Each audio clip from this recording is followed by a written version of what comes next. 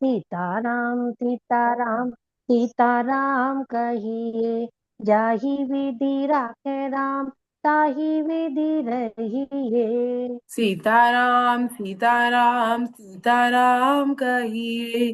जाहि विधि राखे राम, ताहि विधि रहिए।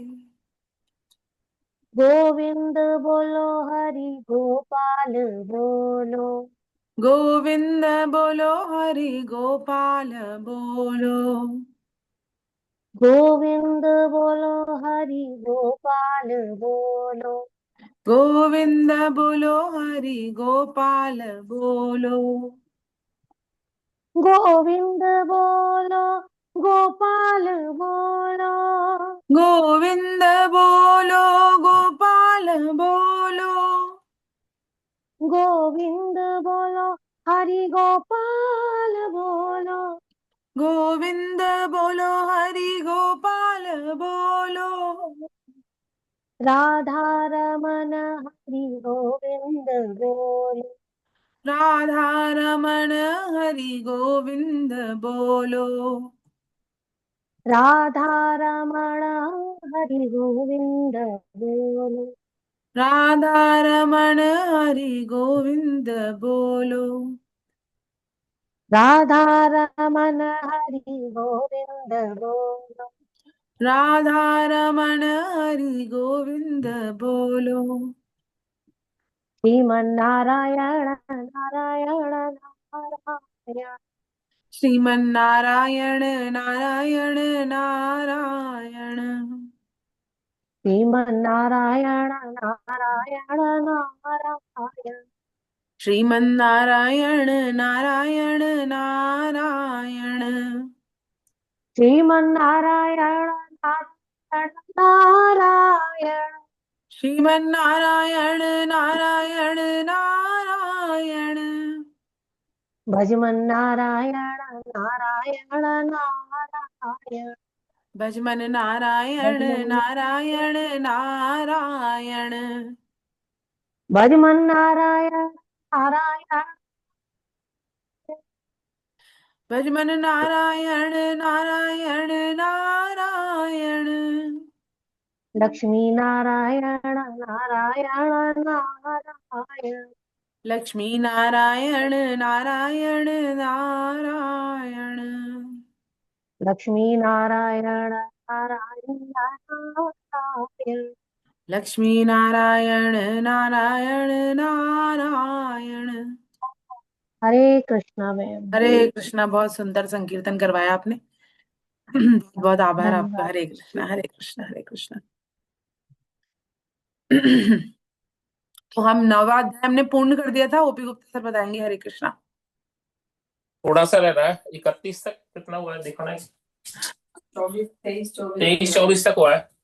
23-24 तक हुआ है। चलिए मैं शेयर करती हूँ स्क्रीन।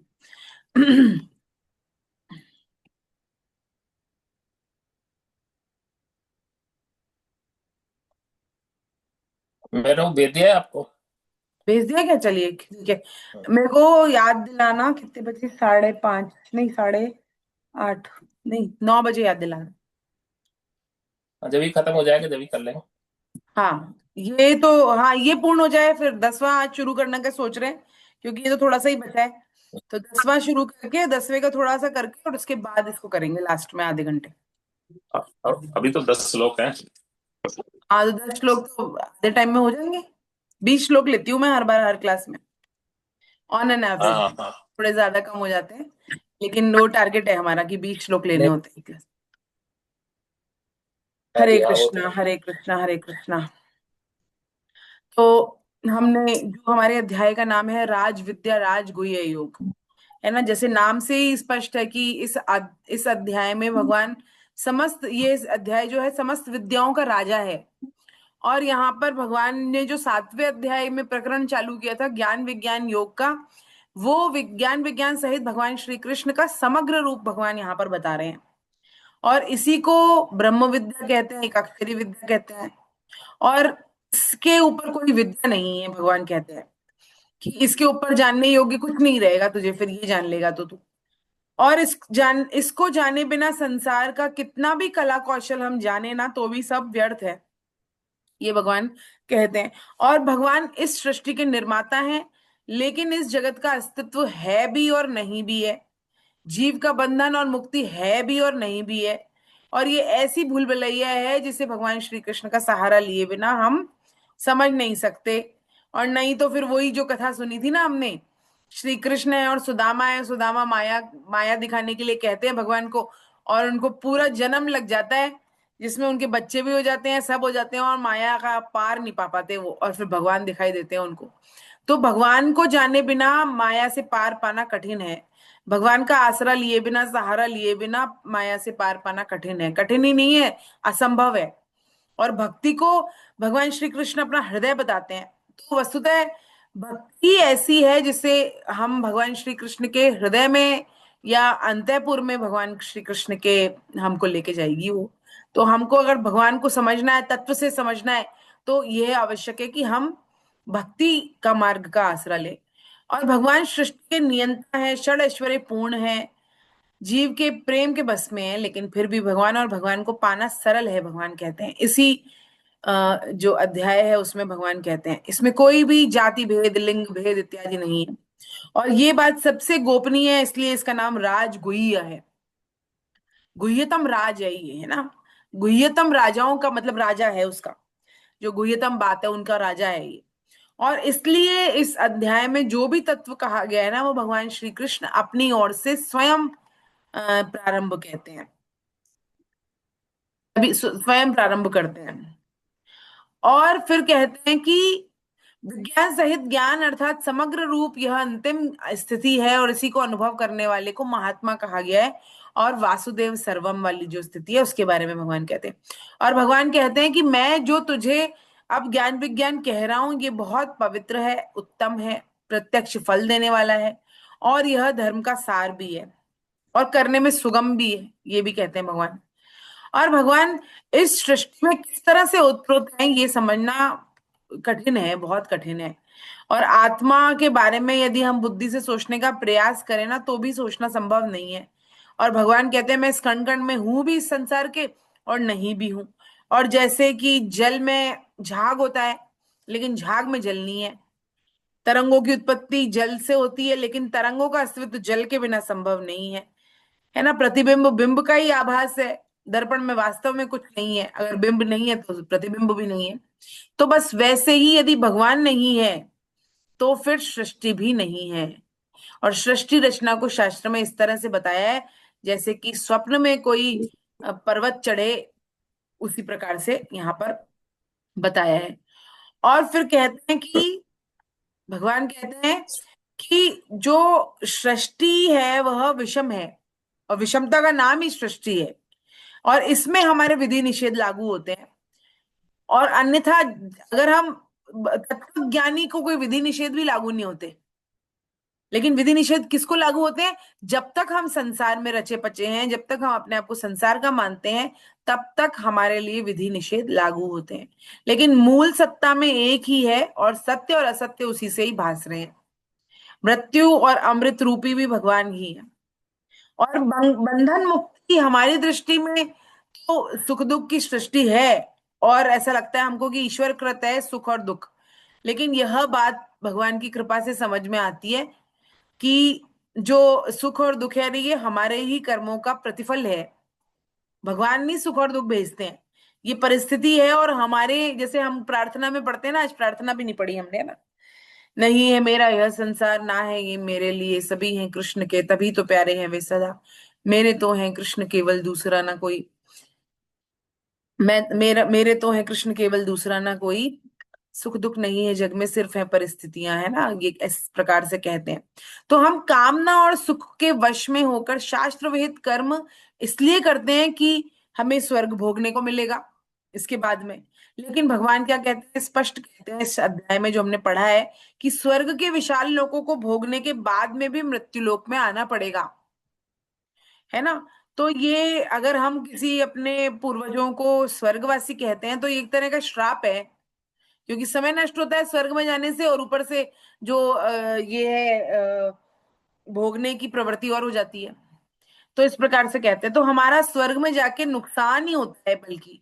तो भगवान घोषणा क्या करते हैं फिर, कि अनन्य भक्ति से, अनन्य भोग भक्ति से यदि कोई मुझे भजता है तो मैं उसका योगक्षेम वहन करता हूँ। अब देखते हैं हमने कहाँ तक पढ़ा था, 31 में तक पढ़ा था ना।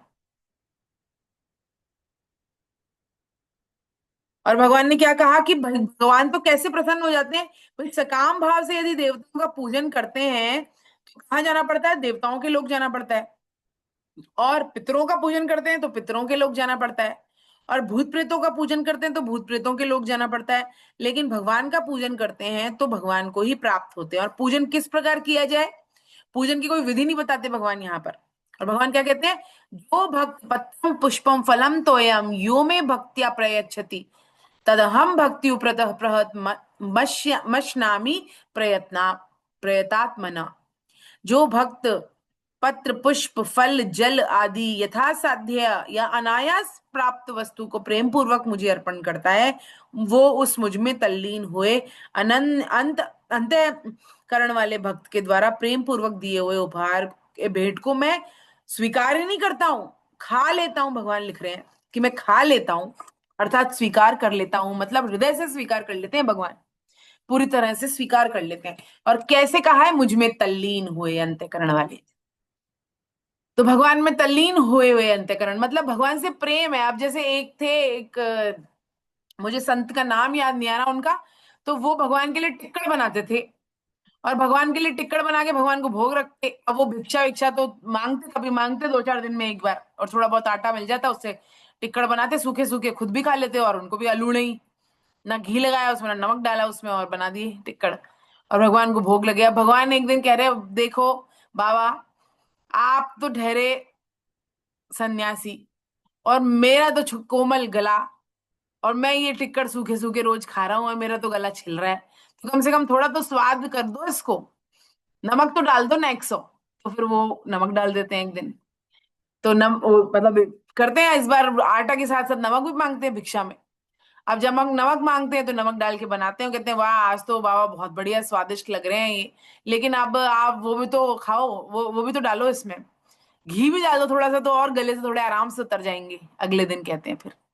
तो कहते हैं अरे अब तुम अपनी व्यवस्था खुद ही कर लो, मैं भक्ति करूं कब, फिर तुम्हारे लिए यही सब व्यवस्था करता रहूंगा कि आज घी मांगू आज नमक मांगू, ऐसे डांट के और भगवान को चुपचाप बिठा देते हैं।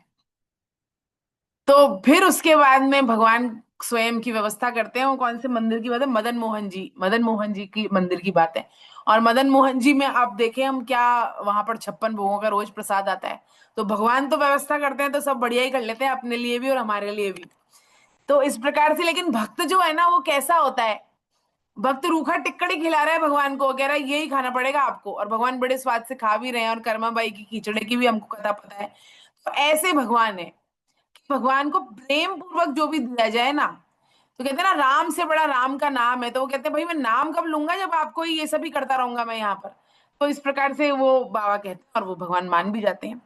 तो ये कहने का भाव यही है कि भगवान कह रहे हैं कि पत्रम पुष्पम फलम तोयम, कि मेरे को पत्र पुष्प भी अगर चढ़ाए जाए ना प्रेम पूर्वक श्रद्धा से, तो मैं उन्हें भी स्वीकार कर लेता हूँ। इस प्रकार कहते हैं भगवान। 1 मिनट रुकिए ये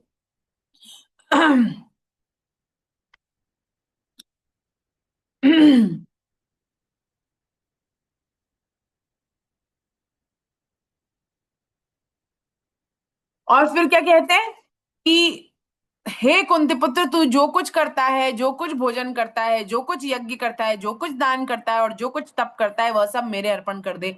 पहले तो भगवान ने फिर भी कुछ वस्तु बताई, और भगवान ने ये भी बताया कि भाई तू कुछ प्राप्त हो, तुझे अनायास ही प्राप्त हो चाहे, लेकिन उसको मुझे अर्पण करने के लिए भगवान ने कहा प्रेम पूर्वक, तो मैं उसे स्वीकार कर लेता हूँ। और फिर भगवान दूसरे श्लोक में तो और भी गजब की बात कहते हैं, 27वें में क्या कहते हैं, तू जो कुछ भी करता है, तू मुझे पत्र पुष्प भी मत चढ़ा, तो फिर क्या कर, तू जो कुछ भी करता है ना, भोजन करता है, यज्ञ करता है, दान देता है, तप करता है, जो कुछ भी, तू कुछ तो साधन करता होगा, कुछ तो करता होगा क्रिया, तो बस वो ही मुझे अर्पण कर दे। और क्या चाहिए, मतलब आम के आम और गुठलियों के दाम जो हम कर रहे हैं ऑलरेडी, कुछ नया नहीं करना है, भगवान कह रहे हैं उसी को मुझे अर्पण कर दे, और भगवान उसमें भी प्रसन्न हो जाते हैं। मतलब आप सोचें, हम सरल भक्ति क्यों कहते हैं, भक्ति बहुत सरल है, भक्ति बहुत सुगम है, प्रत्यक्ष फल देने वाली है, इसीलिए तो कहते हैं कि ऐसी है भक्ति। कि भगवान कह रहे हैं जो कुछ तू करता है, कुछ भी भोजन कर रहा है, यज्ञ कर रहा है, दान कर रहा है, बस मेरा ध्यान कर और मुझे अर्पण कर दे। हम गीता का पाठ कर रहे हैं, श्री कृष्णार्पणमस्तु, भोजन किया श्री कृष्णार्पणमस्तु, किसी को दान दिया श्री कृष्णार्पणमस्तु, यज्ञ किया श्री कृष्णार्पणमस्तु, तप किया, व्रत किया श्री कृष्णार्पणमस्तु, स्वयं को श्री कृष्णार्पणमस्तु। बस यही है, यही भाव है, बस भाव परिवर्तन हुआ और क्रिया भेद कुछ भी होने दो, कोई फर्क नहीं पड़ता उससे। कितनी सरल भक्ति, भगवान की इतनी सरल भक्ति किसी भी शास्त्र में नहीं लिखी होगी, श्रीमद् भगवत गीता में जैसे दे रखी है ना। वेद पढ़ने जाएं, हम सोचे बड़े बड़े वेदज्ञ हैं हम, लेकिन इससे सरल भक्ति का स्वरूप कहीं नहीं सुनने को मिलेगा जहां गीता जी के इस श्लोक में हमको बता दिया। और भगवान कह रहे हैं इस प्रकार मेरे अर्पण करने से, कर्म बंधन से और शुभ विहित और अशुभ निषिद्ध संपूर्ण कर्मों के फलों से तू मुक्त हो जाएगा। ऐसे अपने सहित सब कुछ, अपने सहित मैंने बोला ना अभी, जैसे कि स्वयं को श्री कृष्णार्पणमस्तु, ऐसे अपने सहित सब कुछ मुझे अर्पण करने वाला, सबसे सर्वथा मुक्त हुआ तू मुझे प्राप्त हो जाएगा। राजा बलि इतने महान दानी, उन्होंने कहा, उनके गुरु ने मना किया उनको कि नहीं, ये जो ये विष्णु का अवतार है ये, और तुझे पागल बनाने आया है, तेरी ये क्रिया में विघ्न डालेगा, नहीं तो तू त्रिलोकी का स्वामी हो जाएगा, भिक्षा के लिए उठना मत बिल्कुल भी। तो वो कहते नहीं, मेरा तो ये संकल्प है कि भिक्षा के लिए कोई भी मेरे द्वार पे आएगा ना, तो मैं उसे भिक्षा दिए बिना जाने नहीं दूंगा। तो अभी तक तो अभिमान है, मैं भिक्षा देने वाला हूं, मैं बड़ा हूं, मैं भिक्षा दे सकता हूं, मैं दानी हूं। तो उसके बाद दान किया, और दान किया तो भगवान ने क्या किया, भगवान यहां पर क्या कह रहे हैं कि शुभ विहित शुभ निषिद्ध संपूर्ण कर्मों के फल से तू मुक्त हो जाएगा, और ऐसे अपने सहित सब कुछ मुझे अर्पण करने वाला बन। तो सब कुछ तो अर्पण कर दिया राजा बलि ने, लेकिन उसके बाद भी भगवान ने कहा तीसरा पग तो बाकी है, कहाँ रखूं उसको। तो उन्होंने कहा यहां रखिए, यहां मेरा अहंकार है अभी तक दान देने का, मैं अपने आप को समझ रहा हूं कि मैं दान दे रहा हूं, तो ये अहंकार भी आप हर लो प्रभु, हर लो। आज मैं आपको एक पद सुनाऊंगी पद रत्नाकर का, बहुत सुंदर है, लास्ट में सुनेंगे। तो उसमें यही कहा है भगवान ने कि भगवान आप मेरे, जो भी मेरा अभिमान है ना, मान है, और मेरी जो मैं अपने आप का अहंकार है, उस सबको हर लो। जो भी मेरी बुद्धि है ना, बना दो बुद्धिहीन भगवान, भाई जी का पद है, बहुत सुंदर। बना दो बुद्धिहीन भगवान, ऐसा कौन मांगता है, लेकिन बुद्धिहीन का अर्थ ये है कि अहंकार रहित कर दो प्रभु मेरे को, जो मैं कर रहा हूं ना उसमें मेरे को ये नहीं लगे कि मेरा, मैंने करा है, मैं करता हूं इसका, नहीं, मेरे प्रभु करता है। और अब मेरे प्रभु करता है तो मैं भोगता कैसे हो सकता हूं, तो ना तो मुझे शुभ भोगना है ना मुझे अशुभ भोगना है। अब जब प्रभु करता है तो भोगता भी प्रभु ही है, क्या दिक्कत है, जब मैं करता हूं तो भोगता भी मैं ही हूं। तो इसलिए हमको अपने आप को भोग करता मानना ही नहीं है, हम भक्त हैं, साधक हैं, हम सब कुछ भगवान को अर्पण करके आगे बढ़ना है। तो फिर तो कह रहे हैं सर्वथा मुक्त हुआ तो मुझे प्राप्त हो जाएगा, और भगवान कह रहे हैं मैं संपूर्ण प्राणियों में समान हूं, उन प्राणियों में ना तो कोई मेरा द्वेषी है ना मेरा कोई प्रिय है, परंतु जो प्रेम पूर्वक मेरा भजन करते हैं वे मुझ में हैं और मैं उनमें हूं, है ना, प्रेम पूर्वक मेरा भजन करते हैं, भजन करते हैं, भगवान कह रहे हैं यहाँ पर। तो जो शेषनाग है ना कहते हैं उनके जीभ से लार टपकती रहती है हमेशा, क्यों? क्योंकि वो नारायण नारायण नारायण नारायण नारायण नारायण नारायण नारायण नारायण कहते रहते हैं, कहते रहते हैं। तो यहां तक कि सांस भी नहीं लेते, थूक जो मुंह में आ रही है, लार जो मुंह में आ रही है ना, उसको भी नहीं निगलते, कहीं एक क्षण भी मेरे प्रभु का नाम लिए बिना नहीं रह जाए। तो ऐसा ऐसा प्रेम, तो भगवान ने क्या किया, उनको अपनी छत्र छाया में, तो हम प्रभु के रह रहे हैं, लेकिन प्रभु किसकी छत्र छाया में रह रहे हैं, शेषनाग की छत्र छाया में रह रहे हैं। तो भगवान ऐसे ऐसे हैं, शेषनाग के अधीन है, मतलब अब भगवान के सर पर शेषनाग है। तो जो भगवान का भक्त है, भगवान का भजन करता है, वो भगवान के माथे बैठा हुआ है, ऐसी स्थिति है। तो यही कह रहे हैं भगवान की मैं उनमें हूं और वे मुझ में हैं। और फिर भगवान बहुत सुंदर श्लोक कह रहे हैं। अब मैं आपको अनम्यूट करती हूँ ओम प्रकाश गुप्ता सर, कि आप इस श्लोक का वाचन करिएगा। आप मुझे दिखाई नहीं दे रहे, लेकिन हरे कृष्णा, एक मिनट रुकिए।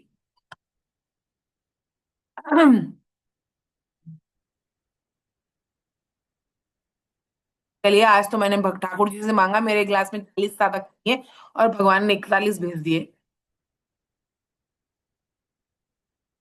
आज तो प्रभु को ही मांग लेते तो मिल जाते शायद। हरे कृष्णा। पढ़िए ओम प्रकाश गुप्ता सर, अनम्यूट करिए अपने आप को। जी। हरे कृष्ण। हम्म। हरे कृष्णा मैम। हरे कृष्णा सर, पढ़िए। दिखाई दे रहा है आपको 21वां और 31वां? अपि चेत्सु दुराचारो भजते मामनन्या मामनन्य भाक् साधुरेव स मन्तव्ये सम्यग्व्यवसितो हि सः क्षिप्रं भवति धर्मात्मा तस्वच्छान्ति निगच्छति कौन्तेये प्रतिजानीहि न मैं भक्त प्रणश्यति। अगर कोई दुराचारी से दुराचारी भी अनन्य भक्त होकर मेरा भजन करता है तो उसको साधु ही मानना चाहिए, कारण कि उसने निश्चय बहुत अच्छी तरह कर लिया है। वह तत्काल उसी क्षण धर्मात्मा हो जाता है और निरंतर रहने वाली शांति को प्राप्त हो जाता है। हे कुंती नंदन, मेरे भक्त का पतन नहीं होता, ऐसी तुम प्रतिज्ञा करो। हरे कृष्ण। हरे कृष्णा हरे कृष्णा हरे कृष्णा। सीता मैम आपसे अगला श्लोक पढ़वाएंगे ना। हरे कृष्णा। तो भगवान क्या कह रहे हैं, बहुत ही सुंदर बात भगवान यहाँ कह रहे हैं और सबके लिए बड़ी संतोषजनक बात है ये, कि अगर कोई दुराचारी से दुराचारी भी अनन्य भक्त होकर मेरा भजन करता है तो उसे साधु ही मानना चाहिए। उस पर हम नहीं दोषारोपण करें, अरे बड़ा गीता पढ़ता है, ये तो ऐसा है, ये तो वैसा है ना। कहते हैं ना, कई बार हम लोग जनरली ऐसे कमेंट पास कर देते हैं, लेकिन भगवान यहाँ पर हमें सावधान कर रहे हैं। भगवान क्या कह रहे हैं कि यदि कोई दुराचारी से दुराचारी भी अनन्य भक्त होकर मेरा भजन करता है तो उसे साधु मान लेना चाहिए। इसलिए हमें निराश नहीं होना चाहिए कि हाँ कोई बात है, कोई ऐसे है तो हम लोग नहीं कर पाएंगे भगवान का भजन, कारण कि उसने निश्चय बहुत अच्छे से तय कर लिया है कि अब मेरा उद्देश्य भगवान की प्राप्ति करना ही है। बस उद्देश्य की बात है, और वह तत्काल उसी क्षण धर्मात्मा हो जाता है और निरंतर रहने वाली शांति को प्राप्त हो जाता है। हे कुंती नंदन, मेरे भक्त का पतन नहीं होता, ऐसी तुम प्रतिज्ञा कर लो। भगवान कैसे कह रहे हैं, भगवान कह रहे हैं तुम कर लो उसकी प्रतिज्ञा। भक्त से प्रतिज्ञा करवा रहे हैं, क्यों करवा रहे हैं भक्त से प्रतिज्ञा, कोई बता पाएगा? हाथ ऊपर करके बता सकते हैं। कविता मैम बताना चाह रही हैं क्या? भगवान ये क्यों कह रहे हैं कि मैं प्रतिज्ञा करता हूं, ऐसा नहीं कह रहे। भगवान क्या कह रहे हैं, तुम प्रतिज्ञा कर लो अर्जुन। क्योंकि हाँ। भगवान जो है ना क्योंकि भक्त के। भक्त की प्रतिज्ञा के लिए भगवान खुद ही आ जाते हैं और अपनी प्रतिज्ञा तोड़ देते हैं एक बार को भक्त की आन हाँ मान रखने बहुत के लिए। सुंदर, बस यही जैसे कारण है। भीष्म पितामह पितामह हाँ, भीष्म भीष्म पितामह के लिए। पितामह की। बिल्कुल हरे सही कृष्ण। कहा। हरे कृष्णा। ओम प्रकाश गुप्ता सर क्या कह रहे हैं? नहीं, यही कह रहा था मैंने, कहा जो है जैसे भीष्म पितामह के लिए अपनी तोड़ दी थी। भीष्म पृथ्वी को पहिया लेकर, रथ का पहिया लेकर उतर गए थे हाँ, जब उसकी क्योंकि प्रतिज्ञा की थी। भीष्म पितामह ने प्रतिज्ञा ले ली थी कि मैं इससे कल वो ये उठवा के रहूंगा शस्त्र। तो भगवान ने शस्त्र नहीं उठाने की प्रतिज्ञा ली थी जब हुआ था ये महाभारत का युद्ध, लेकिन तुरंत भगवान ने उठा लिया फिर। तो भगवान क्या कह रहे हैं कि जो सुदुराचारी है, यानी सांगो पांग दुराचारी है, उसके दुराचारों के बारे में शायद पूरी तरह से हम सोच भी नहीं सकते ऐसे दुराचार, उसके लिए भगवान कह रहे हैं कि वह साधु है यदि वह दृढ़ निश्चय कर ले तो। आज से मैं कभी भी कोई ऐसा काम नहीं करूंगा। ये है दृढ़ निश्चय, ये है व्यवसायित्मिका बुद्धि, और अनन्य रूप से मेरे भजन में लग जाए कि श्री कृष्ण मेरे आधार हैं, श्री कृष्ण मैं की मैं शरण हूं, और श्री कृष्ण मेरा पतन होने नहीं देंगे। श्री कृष्ण जो कह रहे हैं वो बात सच्ची है, कृपा कानून है, इसमें न्याय भी है और दया भी है भक्तों पर अपने। न्याय तो है कि उसके दुराचार है तो भी उसको माफ कर दिया, तो न्याय भी हो रहा है यहाँ पर, और दया भी है प्रभु की। क्यों? क्योंकि भगवान की तरफ चला गया वो। हमने कहा था ना, डेढ़ ही पाप है और डेढ़ ही पुण्य है, बस यही वाली बात है। शंका क्या है कि भाई ऐसा दुराचारी और वो भी अनन्य, वह भी अनन्य भाव से भगवान के भजन में कैसे लगेगा? क्या संभव है क्या ये? मतलब कोई दुराचारी कैसे भगवान में भजन लगेगा? फिर तो दुराचारी रहेगा ही नहीं वो। हाँ संभव है, क्योंकि ऐसा एक नहीं अनेकों उदाहरण है ये इसके अंदर। हमारी दृष्टि तो हमारे अपने पापों की ओर है, या उसके किसी भी के भी पापों या स्वयं के पापों की ओर है, लेकिन भगवान की कृपा कृपा भगवान की कृपा ऐसी नहीं है, और हमारी भगवान की कृपा की ओर दृष्टि भी नहीं है। हमारे मन में ताप और पाप की महत्ता बैठी हुई है, भगवत कृपा का हमने अनुभव नहीं किया अभी। तो भगवान की जो सृष्टि है ना, वो संकल्प मात्र है, वो संकल्प से ही हुई हुई है। अर्थात उन्होंने संकल्प किया और सृष्टि उत्पन्न हो गई। तो गीता में दृढ़ निश्चय की, व्यवसायत्मिका बुद्धि की जितनी महिमा है उतनी किसी भी चीज की नहीं है। इसलिए हम कहते हैं, स्वामी जी ने बार बार, 100 बार से ज्यादा साधक संजीवनी में लिखा है कि अपना जीवन का उद्देश्य बनाएं, उद्देश्य बनाएं, उद्देश्य बनाएं। क्यों? क्योंकि यदि हम किसी चीज का उद्देश्य बनाते हैं तो किसी भी कारण भगवान की ओर चलने का भी हमने दृढ़ निश्चय बना लिया, व्यवसायत्मिका बुद्धि बना ली, तो तत्क्षण हम भगवान के साथ, हमारा संयोग हो जाता है। क्योंकि सृष्टि तो संकल्प मूलक है ना। हमारा संकल्प हमने कर लिया, सख्त संकल्प कर लिया कि अब मुझे भगवान की ओर चलना है, अब चाहे कोई भी बाधा आए लेकिन मुझे भगवान की ओर चलना है। जैसे ही ऐसा संकल्प या भाव उदय होता है, उस परम शक्ति का प्राकट्य हो जाता है, उसी समय हमारे हृदय में प्राकट्य हो जाता है। फिर ताप और पाप सब भस्म हो जाते हैं, कितने भी पाप हो सब भस्म हो जाते हैं। कई बार घोर दुख पड़े जीवन में, कई बार कोई संतों का संग हो जाए, कभी भगवत कृपा से क्षण भर में ही वैराग्य हो जाता है, जैसा कि दादू दयाल जी को हुआ, दादू दयाल जी के भक्त रज्जब जी को हुआ, और जीवन की दिशा बदल जाती है उसके बाद में, है ना। पिंगला वैश्य थी एक, दिन भर पुरुषों का वो करती थी, कि मतलब इंतजार करती थी। तो वह एक दिन, वहां से कोई कपटी ब्राह्मण आया, सॉरी, कोई वहां पर कोई वो आया, जो कहते हैं ना, भक्त आया। तो उसने कहा, अब वो तो, उसके पीछे तो सारी दुनिया पड़ी, अब वो कह रहे हैं कि आप मतलब जैसे वो भजन कर ही नहीं पाए, लोग आके उसको पूजे, लोग आके कहें कि हाँ भाई आपके पूजने आ गए, हम आपके चरण पकड़। तो उसने कहा, मैं ऐसी कौन सी जगह जाऊं जहां पर मेरे को शांति मिले और जहां भगवान का शांति से नाम ले पाऊं, मुझे कोई डिस्टर्ब नहीं करे वहां आके। तो उनको कोई कहता है कि तू वहां चला जा। तो एक दिन वो ऐसे ही घूम रहे होते हैं वहां पर बैठ नीचे, तो ऊपर वहां वैश्या का घर होता है। तो वैश्या देखती है उनको और कहती है कि आप कौन है, आप यहाँ पर कैसे घूम रहे हैं। तो वो उनको बुलाती है, कहती है कि हाँ, उनको समझ नहीं होता है संत को, तो वो अंदर चले जाते हैं। तो जाते हैं, माहौल देखते हैं कि भाई एक दिन वहां पर साधन भजन करते हैं। वो कहते हैं, मेरे को तो बस एक रोटी चाहिए और मुझे एक समय का खाना दे दीजिए, जल दे दीजिए, और मेरी थोड़ी आसन की व्यवस्था कर दीजिए बस। तो वो कर देती है आसन की व्यवस्था। कहती है, ये तो पता नहीं कौन आए हैं। तो उसके बाद में वो वहां पे बैठ के भजन करते हैं, और उस दिन कोई भी उनको आके डिस्टर्ब नहीं करता, वहां पर शांति से भजन करते हैं अपना। तो कहते हैं कि अब तो आप जीवन भर में यहाँ रहने के लिए आपसे बस एक ये कोना, मेरे को एक गड्ढा लग जाए और एक बैठा मैं भजन कर लूं, इतना ही मुझे आप वो दे दीजिए, बस यहाँ आज्ञा दे दीजिए, यहाँ रह सकूं मैं। तो वो कहती है, हाँ आप आराम से रहिए यहाँ पर। और वो रहते हैं, उससे जो वैश्य है, उसका उद्धार हो जाता है। भगवान के नाम, भगवान का नाम सुन के उनका उद्धार हो जाता है। तो बस ये है कि दुराचारी से दुराचारी का भी, क्योंकि भगवान की भक्ति में लग जाए तो उसका वो उसके दुराचारों को नहीं देखते भगवान। भगवान तो दया है, दया वत्सल है भगवान, भक्त वत्सल है। तो वो सिर्फ भाव को देखते हैं। हम परिवर्तन की बात है, दृढ़ निश्चय कर ले। जैसे बार बार स्वामी जी महाराज क्या कहते हैं कि विवाह के, जैसे विवाह के बाद कन्या 7 फेरे लेते ही उसको लगता है ना, पति और पति के संबंध ससुराल वाले उनको घर मानने लगती है, और कहती है मैं पीहर जाके आती हूँ। पीहर का मतलब है पराया घर, है ना, पराया घर या पिता का घर। तो वो दूसरे का घर हो गया, माता का घर पिता का घर हो गया, वो स्वयं का घर नहीं रहा। और स्वयं का घर माता पिता के घर जाएगी तो क्या कहेगी, मैं अपने घर जा रही हूँ अब, मैं अपने घर जा रही हूँ। अब वो सालों यहाँ पली बड़ी, 20 साल 25 साल वहां रही, लेकिन फिर भी वो एक दिन में वो कह देती है मैं अपने घर जा रही हूँ, और ये मेरा घर नहीं है अब। तो ये क्या है, अहमता परिवर्तन है। बस यही अहमता परिवर्तन भक्त को करना है कि मैं केवल भगवान का हूं और भगवान ही केवल मेरे हैं। इसीलिए हम भगवान स्वामी जी का नारा लगा लें एक बार जोर से, हे नाथ, हे मेरे नाथ, ये मैं केवल आपका हूं, आप कृपा करें, मैं आपको भूलूं नहीं, मैं आपकी शरण में हूं। तो बस यही अहमता परिवर्तन स्वामी जी का, बहुत सरल सरल। स्वामी जी कैसे है ना, स्वामी जी भक्त जो होता है ना, वो बहुत दयालु होता है भगवान की तरह ही। तो स्वामी जी ऐसे दयालु हैं, हम पर इतनी दया है उनको कि उनको लगता है कि किसी तरह से इनका बस उद्धार हो जाए। तो वैसे सरल सरल उपाय बताते हैं स्वामी जी हमको, कि सरल उपायों से इनका कोई उद्धार हो जाए। तो स्वामी जी ने जो ये नारा दिया है ना, कि हे नाथ, हे मेरे नाथ, ये कोई छोटा मोटा नारा नहीं है, ये अहम परिवर्तन है। अहम परिवर्तन हो जाए, भगवान प्रेम के वश में है। क्रियाओं के मूल में संकल्प होता है, जो केवल धार्मिक क्रियाओं से धर्मात्मा बनता है उसके भीतर भोग ऐश्वर्य की कामना रहती है। क्यों? क्योंकि धार्मिक क्रियाएं कर रहा है और धर्मात्मा बन गया है। लेकिन, और ये पाप की फैक्ट्री है, क्या है, कामना।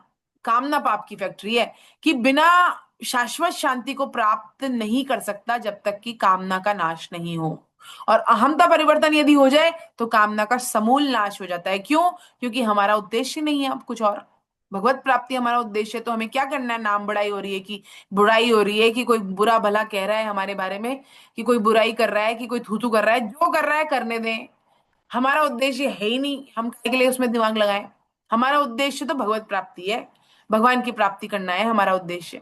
तो फिर काय के लिए हमें चिंता करनी है? हम तो चिंता मुक्त हो गए, उद्देश्य क्योंकि हमारा बदल गया, बस यही बात है।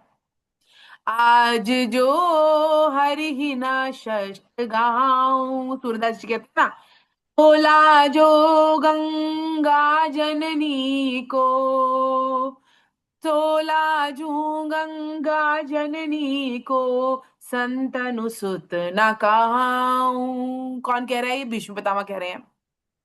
और फिर सैदंड खंडी महारथ खंडो, कपिध्वज सहित डुलाऊं, इति न करो शपथ मोरी हरि की, क्षत्रिय गति न पाऊं। कह देते हैं भीष्म पितामह कि मैं क्षत्रियों की गति नहीं पाऊं यदि मैं कल इसको, जो है ना, गंगा और शांतनु का पुत्र नहीं कहलाऊं, यदि मैं इसको उठवा नहीं दूं ना कल शस्त्र। तो अब भगवान प्रसन्न हो जाते हैं कि अरे ठीक है, मेरी मेरी तो जाने दो, कोई बात नहीं, जो मैंने अपनी प्रतिज्ञा की है, लेकिन मेरे भक्त की प्रतिज्ञा मुझे पूरी करनी है। बस इसलिए भगवान क्या कह रहे हैं यहाँ पर, एक मिनट म्यूट कर, इसका अनम्यूट हो गया।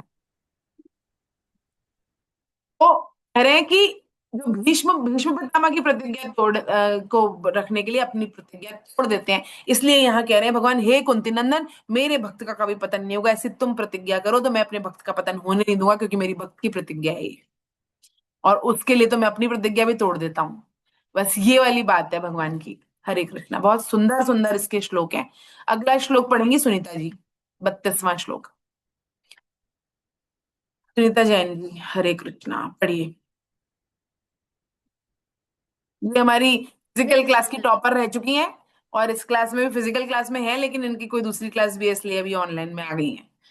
स्वागत है मैम आपका, आप पढ़िए अगला श्लोक। मां हि पार्थ व्यपाश्रित्य येऽपि स्युः पापयोनयः, स्त्रियो वैश्यास्तथा शूद्रास्तेऽपि यान्ति परां गतिम्। हरे कृष्णा। हे हे प्रथा, प्रथानंदन, हाँ जो पढ़िए। भी पाप हे प्रथानंदन, जो भी पाप योनि वाले हों तथा जो भी स्त्रियां वैश्य और शूद्र हों, वे भी सर्वथा मेरे शरण होकर निसंदेह परम गति को प्राप्त हो जाते हैं। हरे कृष्णा। बहुत सुंदर। क्या कह रहे हैं? हे प्रधानंदन, ये देखो कंट्रोवर्शियल श्लोक है। कंट्रोवर्शियल क्यों है? तो हमारी बुद्धि कंट्रोवर्शियल है ना। जैसे वो है ना एक रामायण की चौपाई है ना, धोल गवार शूद्र पशु नारी, सकल ताड़ना के अधिकारी। बस इस पे बड़ा ही मोर्चा लेके महिला मंडल निकल जाता है कि अरे कैसे कैसे हमारे बारे में ये कैसे कह दिया।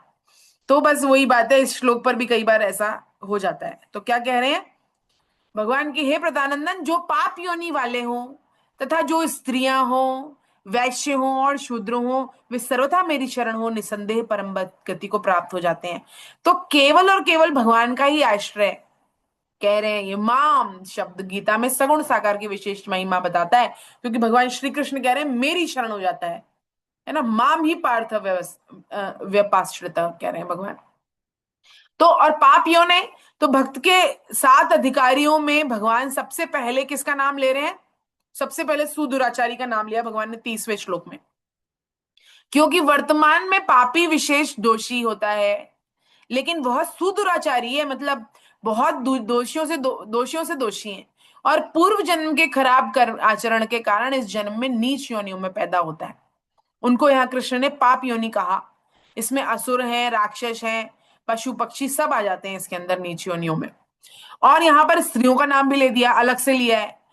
परम श्रद्धेय तुलसीदास जी की भी चौपाई की भांति ही प्राय इस पर भी आपत्ति हो जाती है, की जाती है, क्योंकि हमारी बुद्धि में जड़ता है, मताग्रह है। तो जो भला व्यक्ति है, जाति लिंग वर्ण को लेकर कभी दूसरे पर आक्षेप नहीं करता, ना ही बताता है कि मेरी जाति और वर्ण लिंग श्रेष्ठ है। और ये तो इसलिए जो चौपाई किस प्रसंग में कही गई है, किस श्लोक में कही गई है, किसके द्वारा कही गई है, इसके बारे में सोचते बिना हम उसके ऊपर टीका टिप्पणी करने लग जाते हैं। और जो टीका टिप्पणी करते हैं, क्योंकि हमारे पास नॉलेज नहीं है उसके बारे में, तो हम सुन भी लेते हैं कि हाँ ये इसके बारे में तो हमारे पास कोई जवाब नहीं है। तुलसीदास जी महाराज सीता माता को इतनी सुंदर सुंदर सीता माता के बारे में बात लिख रहे हैं और माता मान रहे हैं उनको, वो भला ये लिख सकते हैं क्या? किसी स्त्री के लिए लिख सकते हैं क्या वो? ताड़ना का अर्थ है शिक्षित करना। और अब हम कह रहे हैं बेटी पढ़ाओ बेटी बचाओ, बेटी पढ़ाओ बेटी बचाओ, तो फिर तो हमको गवर्नमेंट को भी पत्थर मारने चाहिए कि भाई ऐसा कैसे कह दिया आपने, क्यों बेटी को क्यों अलग से कहा पढ़ाने के लिए? तो जो नहीं पढ़ रहा है, जो पिछड़ गया है, उसको ही तो उठाना है। तो यहाँ पर कह रहे हैं कि ऐसा नहीं समझे कि स्त्रियां सिर्फ घर का काम करने के लिए हैं, उनको भगवत प्राप्ति के अधिकारी नहीं है, वो भी भगवत प्राप्ति के अधिकारी हैं। ये कहने का आशय है भगवान का यहाँ पर, है ना। ये इसलिए भगवान कह रहे हैं कि स्त्रियों को अलग से कहा, जो नीच योनियों में है उनके लिए अलग से कहा भगवान ने, वैश्य शूद्र कहा, सब सारी मतलब सभी जातियों के लिए भगवान यहाँ कह रहे हैं। क्योंकि सब लोग ये समझते हैं कि हाँ ब्राह्मण योनि तो है ही भक्त, लेकिन भगवान ने यहाँ पर सबके लिए कह दिया, वैश्य शूद्र स्त्रियां सबके लिए कह दिया पाप योनि वाले। तो ये यानी कि सभी भगवत प्राप्ति के अधिकारी हैं। इनको अलग से विशेषण लगा के कहने की इसलिए आवश्यकता है ताकि हमारे दिमाग में जो मताग्रह है ना वो हट जाए, है ना। तो प्रभु ने ये अच्छा किया कि मुझे शिक्षा दी। कहते ना, प्रभु भल कीन मोहि सीख दीना, मर जादा पुनि तुमरी कीना। फिर उसके बाद आता है ढोल गंवार शूद्र पशु नारी सकल ताड़ना के अधिकारी मानस में। तो प्रभु ने अच्छा किया जो मुझे शिक्षा दी, दंड दिया। ये कह रहे हैं, समुद्र कह रहा है ये। जब समुद्र को भगवान ने निकाल लिया ना अपना ब्रह्मास्त्र, और भगवान ने कहा कि अब तो तुझे सुखाऊंगा मैं, तो उसने कहा कि भगवान आपने मेरा ये एक गुण दिया है मुझे कि मैं इतना अथाह नहीं रहे मेरे अंदर, और आप मुझे सुखा देंगे, आपने ही तो स्वभाव दिया है ये। तो भगवान ने छोड़ा कहीं और तीर फिर उसके बाद में, और उन्होंने क्या कहा कि अच्छा हुआ आपने मुझे शिक्षा दी, है ना, और मुझे अपनी मर्यादा बताई, जीवों का जो स्वभाव है ना आप ही का बनाया हुआ है। और फिर कह रहे हैं कि सभी आपकी शिक्षा के अधिकारी हैं, चाहे वो ढोल हो, गंवार हो, शूद्र हो, या पशु हो, या स्त्री हो, ये सभी शिक्षा के अधिकारी हैं। तो ये सुंदरकांड का प्रसंग है जहाँ जड़ स्वभाव वाला जो समुद्र है वो भगवान श्री राम से प्रार्थना करता है, और फिर उसने ये कहा है। बस उसी प्रकार से भगवान यहाँ पर कह रहे हैं कि ये सब भी भगवत प्राप्ति के अधिकारी हैं, है ना। तो इसमें ये चाणक्य जो है वो कहते हैं कि जैसे ढोलक होती है ना, उसमें सुर ठीक से नहीं है तो ढोल बजाने वाला का दोष है इसमें। इसी प्रकार हम सब अपने स्वभाव के वश में हैं, हम सबको ताड़ना की जरूरत है। और ताड़ना अवधि शब्द है जिसका अर्थ है जांचना, परखना, शिक्षा देना। आचार्य चाणक्य भी इस शब्द इसके लिए कहते हैं कि पुत्र का 5 वर्ष तक लालन करें, फिर 10 वर्ष तक उसकी ताड़ना करें, और 16 वर्ष लग जाने पर उसके साथ मित्र के समान व्यवहार करना चाहिए। तो इसका मतलब क्या कह रहे हैं चाणक्य, कि पुत्र का 5 वर्ष तक तो लालन पालन करें और 10 वर्ष तक उसे पीटे बैठ के। ताड़ना का मतलब यही समझ रहे हैं अपन, तो पीटे हम 5 से लेकर 10 वर्ष तक, ये कह रहे हैं चाणक्य।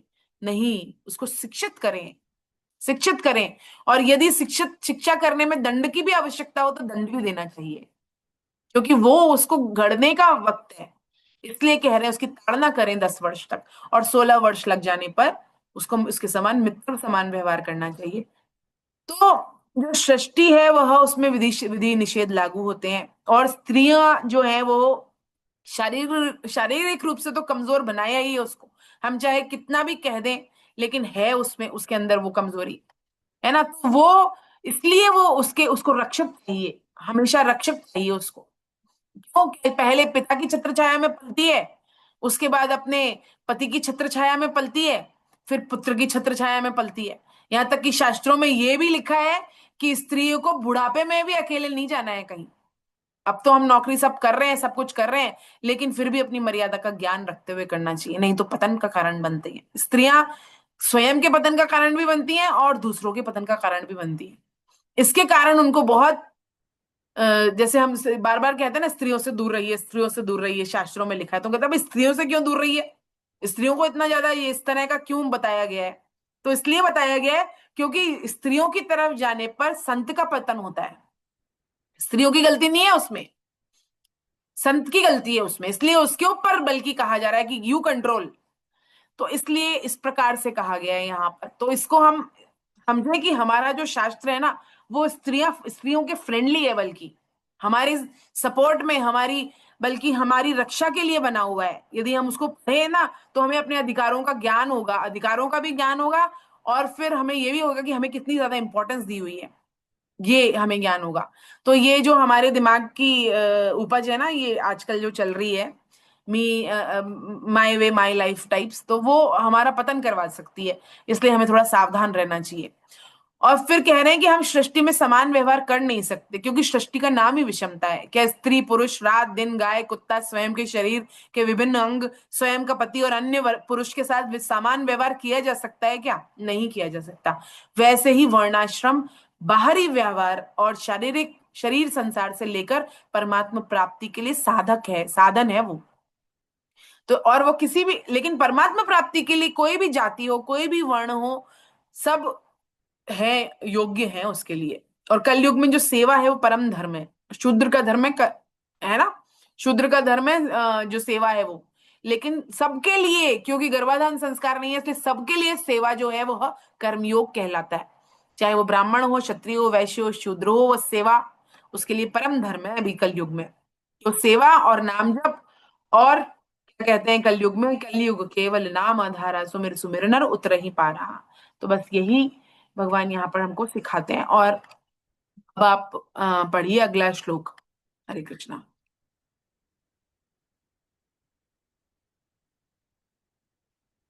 कौन, सविता मैडम पढ़ेंगी क्या? सविता मैम पढ़िए।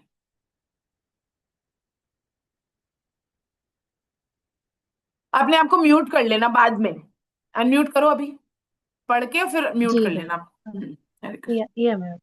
हरे कृष्ण मैम। मैम 33 है ना? 33। किम पुनर्ब्राह्मणा पुण्या भक्तराजरस तथा अनित्तमसुखं लोक मिमं प्राप्य भजस्व माम्। जो पवित्र आचरण करने वाले ब्राह्मण और ऋषि स्वरूप क्षत्रिय भगवान के भक्त हो, वे परम गति को प्राप्त हो जाएं, इसमें तो कहना ही क्या है। इसलिए इस अनित और सुख रहित शरीर को प्राप्त करके तू मेरा भजन कर। हरे कृष्ण। हरे कृष्णा। अब क्योंकि वहां पर ब्राह्मण का नाम नहीं लिया और ऋषि स्वरूप क्षत्रिय का नाम नहीं लिया, तो इसलिए इस श्लोक में भगवान कह रहे हैं, क्यों? क्योंकि ब्राह्मण से अपेक्षित है कि वो पवित्र आचरण करे, नहीं तो वो ब्राह्मण कहलाने के योग्य नहीं है ना। संध्या करे, संध्या वंदन करे, जनेऊ संस्कार हो उसका, शिखा रखे, तिलक धारण करे, ये सब उसके ऊपर है। और भक्त को भी ये सब करना चाहिए। क्यों? क्योंकि वो ब्राह्मणत्व की ओर जा रहा है, वो ब्राह्मणत्व ग्रहण कर देता है और उसके बाद शुद्धता का आचरण करता है, पवित्रता का आचरण करता है। तो हमारे गीता परिचय अभियान में मैक्सिमम लोग अब शिखा रखने लग गए, तिलक धारण करने लग गए, है ना। तो जो ये हमारे चिन्ह है सनातन धर्म के, वो धारण करने लग गए, इसमें कोई शर्म की बात नहीं है। तो जो पवित्र आचरण करने वाले ब्राह्मण हैं और ऋषि स्वरूप क्षत्रिय हैं, तो ब्राह्मण कहते हैं जन्मना जायते शूद्र संस्कारे भवते द्विज, वेद पाठात भवेद विप्र, ब्रह्म जानितीत ब्राह्मण। तो ब्राह्मण की परिभाषा है कि जन्म से तो हम शुद्र होते हैं, शुद्ध होते हैं ना, 40 दिन तक सब अलग रखा जाता है, सूतक लग जाता है।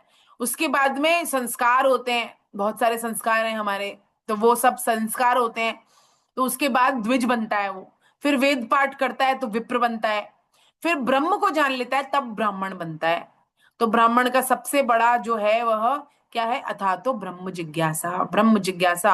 और ब्राह्मण के 9 गुण बताए हैं 18वें अध्याय में, है ना, 18वें अध्याय के 42वें श्लोक में। तो और हम सबको अपनी क्षमता के अनुसार अपने जीवन में उन्हें धारण करना चाहिए, यदि हम भक्ति के मार्ग में आगे जाना चाहते हैं। शुद्धता का आचरण करना अंदर से बाहर से।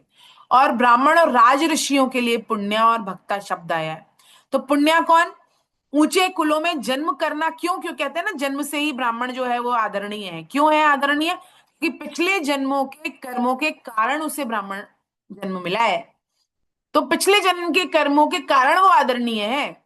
इस जन्म में वो कुछ भी कर्म कर रहा हो, लेकिन हम अपना पतन नहीं करवाएं उसका अपमान करके, किसी का भी अपमान करके फॉर दैट मैटर। लेकिन स्पेसिफिकली ब्राह्मण को इसलिए इतना मान दिया जाता है क्योंकि जो हमारे वर्ण आश्रम है ना, वो हमारे पूर्व जन्मों के अनुसार होते हैं। तो इसलिए यहां पर कह रहे हैं, और कह रहे हैं कि और जो राजा है, कोई अमीर है, कोई राजा है, क्षत्रिय ऋषि स्वरूप क्षत्रिय है। क्यों ऋषि? क्योंकि यदि जैसे जो परीक्षित महाराज हैं, उनके गले में सांप डालने, उन्होंने गले में सांप डाल दिया ऋषि के, और उसके बाद में भी उन्होंने क्या किया, उनके पुत्र ने उनको श्राप दे दिया। फिर भी उसने क्या कहा, ऋषि ने अपने पुत्र को डांटा, फटकारा, और क्या कहा कि तुमने राजा को श्राप दे दिया। ये तुमने राजा को श्राप नहीं देना चाहिए, क्योंकि राजा के कारण ही हम यहाँ पर भक्ति कर पा रहे हैं। यदि राजा रक्षा नहीं कर रहा होता तो हम भक्ति करने के योग्य नहीं थे। अगर राजा, हमारे बॉर्डर्स की रक्षा नहीं हो रही हो, आज के काल की बात कर रही हूं मैं, हमारे बॉर्डर्स की रक्षा नहीं हो रही हो, राजा कह दें, प्रधानमंत्री कह दें, कुछ भी कह दें, वो रक्षा नहीं कर रहे हो यदि हमारे हमारे देश की, तो क्या हम भगवत गीता पढ़ सकते हैं जूम पर बैठकर? यहाँ पर नहीं पढ़ सकते। लागू हो जाएंगे दूसरे फलाने ढिमकाने धर्म, और हम नहीं कर पाएंगे कुछ भी। तो राजा इसलिए आदरणीय है, यहाँ पर कह रहे राजश्री। राजा जो है वो ऋषि है ना? क्यों? क्योंकि वो दूसरों के बारे में सोचता है, स्वयं से ज्यादा दूसरों के बारे में सोचता है, स्वयं के बारे में नहीं सोचता। अब सब कहते हैं भगवान श्री राम ने सीता का क्यों त्याग कर दिया, तो राजा है वो, क्योंकि राजा का कर्तव्य पहले राज्य की ओर पड़ता है। अगर राज्य में अगर इस तरह की अराजकता फैल फैल रही है, किसी भी राजा के कृत्य के कारण, या कोई धारणा बन रही है, तो राजा अपने परिवार का नहीं, परिवार को नहीं अपनाता, परिवार को प्रायोरिटी नहीं देता और प्रजा का त्याग कर देता है। नहीं, प्रजा उसका बालक है। माता पिता अलग होते हैं तो भी माता कहती है कि मैं अपने बालक को अपने साथ रखूंगी। क्यों? क्योंकि उसकी पहले जिम्मेदारी है उसके ऊपर, बाद में पति की जिम्मेदारी है। तो वही बात यहाँ पर राजा के लिए भी है। राजा कहता है प्रजा मेरा बालक है, पहले मेरे लिए प्रजा के प्रति कर्तव्य है, और उसके बाद पत्नी है और मेरा परिवार है। तो इसलिए राजश्री, हम देखते हैं कि हमारे परिवार में जीवन यापन करने हेतु जो भी वृत्तियां पीढ़ियों से चली आ रही है ना, उनमें अधिक प्रयास किए बिना हमें दक्षता प्राप्त हो जाती है। इसलिए प्राय व्यापारी का पुत्र व्यापारी बनता है, राजा का पुत्र राजा बनता है, डॉक्टर का पुत्र डॉक्टर बनता है, नेता का पुत्र नेता बनता है। लेकिन नियम नहीं है वैसे ये। लेकिन हम अब जो समस्या भी आजकल यही है कि जो धर्म और संस्कृति की समझ रखते हैं वे नेतृत्व करना नहीं चाहते हैं, और जो करते हैं प्राय उस तरह के होते नहीं है अभी जो हमारे नेतृत्व करते हैं। तो यहाँ पर इस प्रकार से भगवान कहते हैं। और मनुष्य मनुष्य के लिए कह रहे हैं, भगवान कह रहे हैं कि 84 लाख योनियों की यात्रा शुरू हो जाती है, और अंतिम जन्म में भगवान ने कह दिया ना, अंतिम जन्म, कई जन्मों के, अनेक जन्मों के अंतिम जन्म, यानी कि मनुष्य जन्म में भगवत प्राप्ति। अंतिम जन्म ही मान रहे हैं भगवान, तो इसको हम माने चाहे नहीं माने। तो यही कह रहे हैं यहाँ पर कि कोई भी भजे, लेकिन वह भगवान का हो जाता है। जाट भजो गुजर भजो, भावे भजो अहीर, तुलसी रघुवर नाम में सब काहू को सीर। राम दड़ी चौड़े पड़ी, सब कोई खेलो आए, दावा नहीं संत दास, जीते तो 100 ले जाए। कोई भी खेले, ये राम दड़ी है, चौड़े पड़ी हुई है, जो भी राम भजेगा ना, चाहे गुजर है, जाट है, अहीर है, कोई भी भजे, वो सब राम जी के हैं, ये भगवान कह रहे हैं। तो भगवान स्पष्ट कह रहे हैं कि शरीर का एकमात्र उपयोग भगवत प्राप्ति है, अन्यथा इस शरीर सुख रहित और अनित्य है ना? और अब कह रहे हैं कि अब उस भजन का स्वरूप बताते हैं भगवान। और गीता में बहुत सारे ऐसे श्लोक हैं जो संपूर्ण गीता का सार है, और मानव जीवन हेतु करणीय तत्व, उसका पूरा विवरण इसी श्लोक में मिल जाता है। बहुत सारे ऐसे श्लोक हैं। तो यह श्लोक भी ऐसा ही कुछ है जो अगला, इसमें भगवान कहते हैं, श्लोक को आगे भगवान पुनः कहेंगे, ये सेम श्लोक भगवान पुनः कहेंगे। और भगवान अर्जुन को निमित्त बनाकर हम सबको अपने हृदय की गोपनीय बात बता रहे हैं। क्या कह रहे हैं अंतिम श्लोक में भगवान यहाँ पर? हरे कृष्णा। ओम प्रकाश गुप्ता सर पढ़ेंगे, अनम्यूट करिए अपने आप को। जी, हरे कृष्ण। हरे कृष्ण। मन्मना भव मद भक्तो, मद्याजी माम नमस्कुरु, मामे वैश्यसि युक्तैव, मात्मानं मत्परायणरु। तू मेरा भक्त हो जा, मुझ में मन वाला हो जा, मेरा पूजन करने वाला हो जा, और मुझे नमस्कार कर। इस प्रकार अपने आप को मेरे साथ लगाकर तू मेरे मेरे परायण हुआ, तू मुझे ही प्राप्त होगा। हरे कृष्ण। हरे कृष्ण। हरे कृष्ण। बहुत सुंदर है ये। मन मना भव मद भक्तो, मद्याजी मा नमस्कुरु। तू मेरा भक्त हो जा, मुझ में मन वाला हो जा, मेरा पूजन करने वाला हो जा, मुझे नमस्कार कर। इस प्रकार अपने आप को मेरे साथ लगाकर मेरे परायण हुआ, तू मुझे ही प्राप्त होगा। तो मन मना का अर्थ है कि मुझ में मन लगा। मन वहीं लगता है जहां अपनापन होता है। कृष्ण मेरे हैं, मेरे हैं कृष्ण, है ना, ऐसे। मेरे तो गिरधर गोपाल दूसरो ना कोई, है ना। और प्रियता हो जाती है वहीं पर जहां पे अपना मन लग जाता है। मन लगाने की आवश्यकता नहीं होती जहां पे अपना होगा। भाई अपना कोई दोस्त है, कोई बहुत अच्छा मित्र है, या बहुत अच्छा साथी है, जीवन साथी है, पुत्र है, पुत्री है, उसके साथ परिवार है, कोई मन लगता है ना उसके साथ में। कोई लगाना थोड़ी पड़ता है मन। जैसे अभी व्हाट्सएप पे मन लगता है, फेसबुक पे मन लगता है, तो क्या है ये, यहाँ पे मन लगाना नहीं पड़ता क्योंकि प्रियता हो गई, अपनापन हो गया उसके साथ में। तो मन वहीं लगता है जहां भगवान कह रहे हैं मन लगा मुझ में। तो भक्ति की शुरुआत में भी भगवान मन से आसक्त होने की बात कह रहे थे। भगवान ने 7.1 में भी यही कहा कि आसक्त होकर मुझ में मन आसक्त करना है। और मन भगवान में लग जाए तो फिर कुछ भी बाकी करना शेष नहीं रहता, साधन स्वतः हो जाता है। भाई आपका मन ही तो लग रहा है, तभी तो गीता जी की क्लास में आ रहे हैं हम। मन लग रहा है ना भगवान में।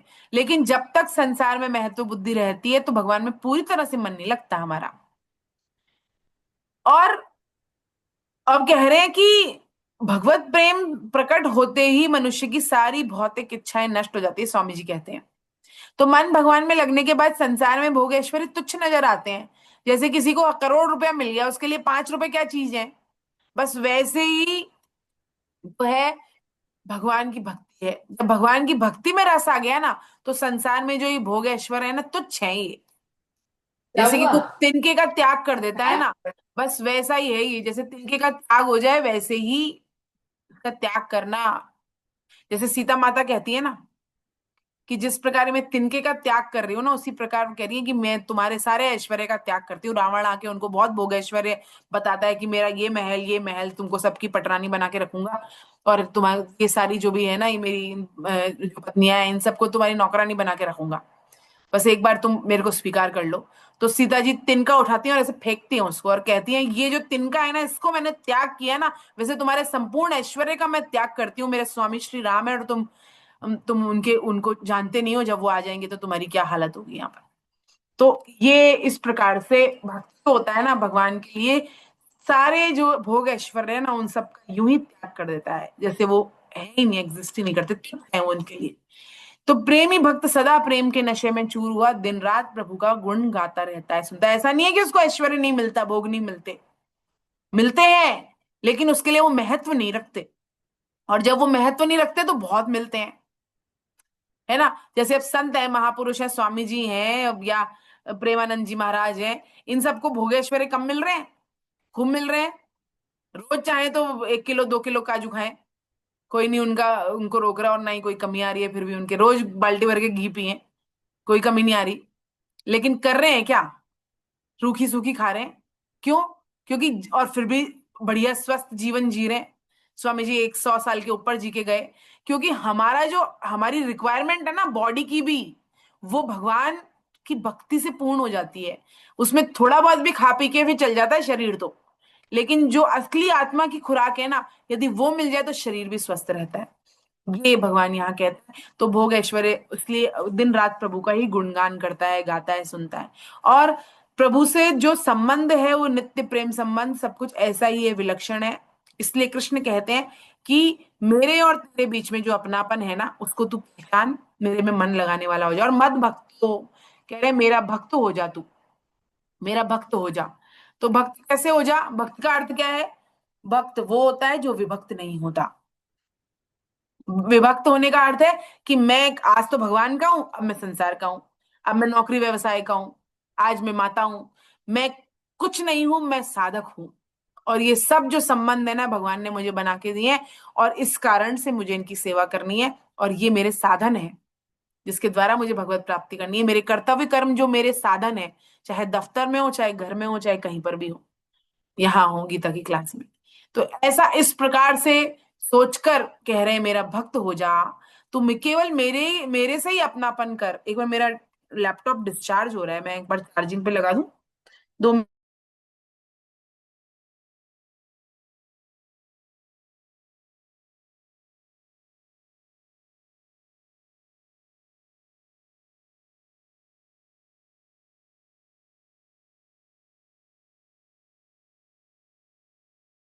हरे कृष्ण।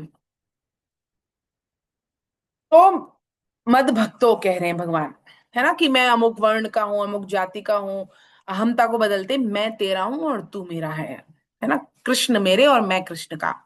मद्याजी, मद्याजी मतलब मेरा पूजन करने वाला हो जा। पूजन भगवान ने पहले ही बता दिया कि तू जो कुछ खाता है, करता है, पीता है, सोता है, जगता है, तप करता है, भजन करता है, यज्ञ करता है, दान करता है, सब कुछ मेरे लिए कर, बस यही पूजा है, वह सब मेरी पूजा के रूप में है, ये मेरी पूजा में ही काउंट होगा, ये भगवान कहते हैं। और नमस्कुरु, इसका अर्थ ये नहीं है, कई बार क्या होता है कि हमारे पास बहुत धन है, सब कुछ है, लेकिन फिर भी हम ये सोचे कि नहीं, हमको तो भगवान तो भाई पत्र पुष्प से ही प्रसन्न हो रहे हैं, तो रुपया तो हम अपने लिए रख लें और पत्र पुष्प आंकड़ा धतूरा चढ़ा दे भगवान को। भाई यदि है हमारी सामर्थ्य तो करें हम गीता का प्रचार, है हमारी सामर्थ्य तो करें हम दान, किसी के जीवन में कल्याण, किसी का कल्याण करें, गीता की ओर लगाएं, उसको भगवान की ओर लगाएं, और अन्यथा दूसरी तरीके से उसकी सेवा करें, है ना, कि कोई गरीब है उसको दान दे दिया, गौशाला में दान दिया, इस प्रकार से हमने किया, तो ये क्या है, ये पूजन करने वाला है। हम लोग क्या सोचते हैं, अमीर आदमी तो सोचने लग जाता है कि मैं कुछ नहीं करूं, क्योंकि भगवान ने तो लिखा है पत्रम पुष्पम फलम तोयम, कि तो और जो कर्म कर रहा है वो मेरे को देता जा, इस प्रकार से हो जाएगा। लेकिन सामर्थ्य जो भगवान ने दिया ना, भगवान ने ये भी कहा है, अगर अगर आपको याद है तो तीसरे चौथे अध्याय में भगवान ने कहा है कि जो जितनी आवश्यकता है उसके अतिरिक्त यदि भोगता है तो वो चोर है, और जो चोर को सजा मिलनी चाहिए ना, दंड, वो दंड उसे मिलना चाहिए। तो हमें अगर ज्यादा दिया है ना, इसमें गर्व और घमंड करने की जरूरत नहीं है इसमें, बल्कि भगवान ने इसलिए ज्यादा दिया है क्योंकि हम दूसरों का की मदद कर सकें, उससे दूसरों की सेवा कर सकें, और नहीं तो जाने वाला तो किसी के साथ कुछ भी नहीं है। और नमस्कुरु, मेरे को नमस्कार कर, अर्थात जो मैं तेरे लिए फैसला कर दूं ना, नमस्कार का मतलब ये नहीं है नमस्कार कर दिया भैया आपको, ये नहीं है इसका अर्थ। इसका अर्थ है कि अनुकूल प्रतिकूल जो कुछ भी परिस्थिति हो ना, उसे प्रसन्नता पूर्वक स्वीकार करे कि भगवान तेरा प्रसाद है, मुझे कुछ गलत दे सकता है क्या, तूने कष्ट दिया है तो जरूर मेरा कोई इसमें कोई ना कोई पुराना पाप छुपा होगा, उसको काट रहा है तू। तो वास्तव में अपनी सुख सुविधा के लिए शरण हुआ है, यदि ऐसा सोचता है कि नहीं, मैं तो अच्छे में तो भगवान का हूं और बुरे में तो नहीं। तो अनुकूल प्रतिकूल जो कैसी भी परिस्थिति हो, उसको प्रसन्नता पूर्वक स्वीकार करना, प्रसन्न रहना उसमें, है ना, ये भगवान को नमस्कार करना है। दोनों घटनाएं मेरी हैं। तो एक बार अकबर जो होता है वो दादू जी को निमंत्रण भेजता है, दादू जी, दादू दयाल जी, और फतेहपुर सीकरी पहुंचते हैं, तो अकबर अपने दरबारियों के साथ बैठा था, तो अकबर ने जानबूझकर उन्हें आसन नहीं दिया दादू जी को, और कई प्रश्न पूछे, खुदा की जात क्या है, उसका अंग क्या है, उसका रंग कैसा है, उसका वजूद क्या है, और कहा मुझे तुरंत उत्तर चाहिए इसका। दादू से कहा तो दादू सर्वत्र भगवत दर्शन करने वाले संत थे, अविचल स्थिति में उन्होंने क्या कहा, इश्क खुदा की जात है, इश्क खुदा का रंग, इश्क खुदाई वजूद है, और इश्क खुदा का अंग। तो अकबर सुनते हुए चरणों में गिर गया, कह श्रेष्ठ आसन दिया उनको बैठने के लिए। तो जो भक्त है ना, वो भगवान की मधुर लीलाएं, रूप माधुरी का आनंद लेता है, और आठों याम प्रभु दर्शन में लीन रहता है, मस्त रहता है, भगवान के प्रेम में मस्त रहता है। अब फिर किसी के प्रेम की दरकार नहीं रहती उसको, और अपने हृदय रूपी मन मंदिर में भगवान का नाम गुण लीलाएं, तो कभी अकेला ही नहीं लगता उसको, उसको लगता है मेरे प्रभु हमेशा मेरे साथ है। और जब उसको ये द्वैधी भाव मिटता है तो एक ही भाव आ जाता है सिर्फ, कि प्रभु ही प्रभु है, मेरा कोई अस्तित्व ही नहीं है ना, तो उसे बंद आंखों से राधा गोविंद जी के साक्षात दर्शन होते रहते हैं। हरे कृष्णा ओम तत्सदिति श्रीमद् भगवद गीता सुपनिषत्सु ब्रह्म विद्यायाम योग शास्त्रे श्री कृष्णार्जुन संवादे राज विद्या राजगुह्य योगो नाम नवमोऽध्याय। हरे नमः हरे नमः हरे नमः। श्री कृष्णार्पणमस्तु। हरे कृष्ण कृष्ण कृष्ण हरे हरे, हरे राम राम राम हरे हरे। हरे कृष्ण। आप सभी साधकों के चरणों में कोटि कोटि वंदन। आप लोगों के कारण इतनी सुंदर 9वां अध्याय पूर्ण हुआ, और अब हम जो है बीच में आप बोले तो चर्चा कर लेते हैं एक बार, या तो पेपर की, और नहीं तो फिर हम अंत में करेंगे पेपर की चर्चा, है ना। किसी का कोई प्रश्न है 9वें अध्याय से तो आप लोग पूछ सकते हैं मुझसे, यथासंभव मैं प्रयास करूंगी कि मैं आपका उत्तर दे पाऊं उसका।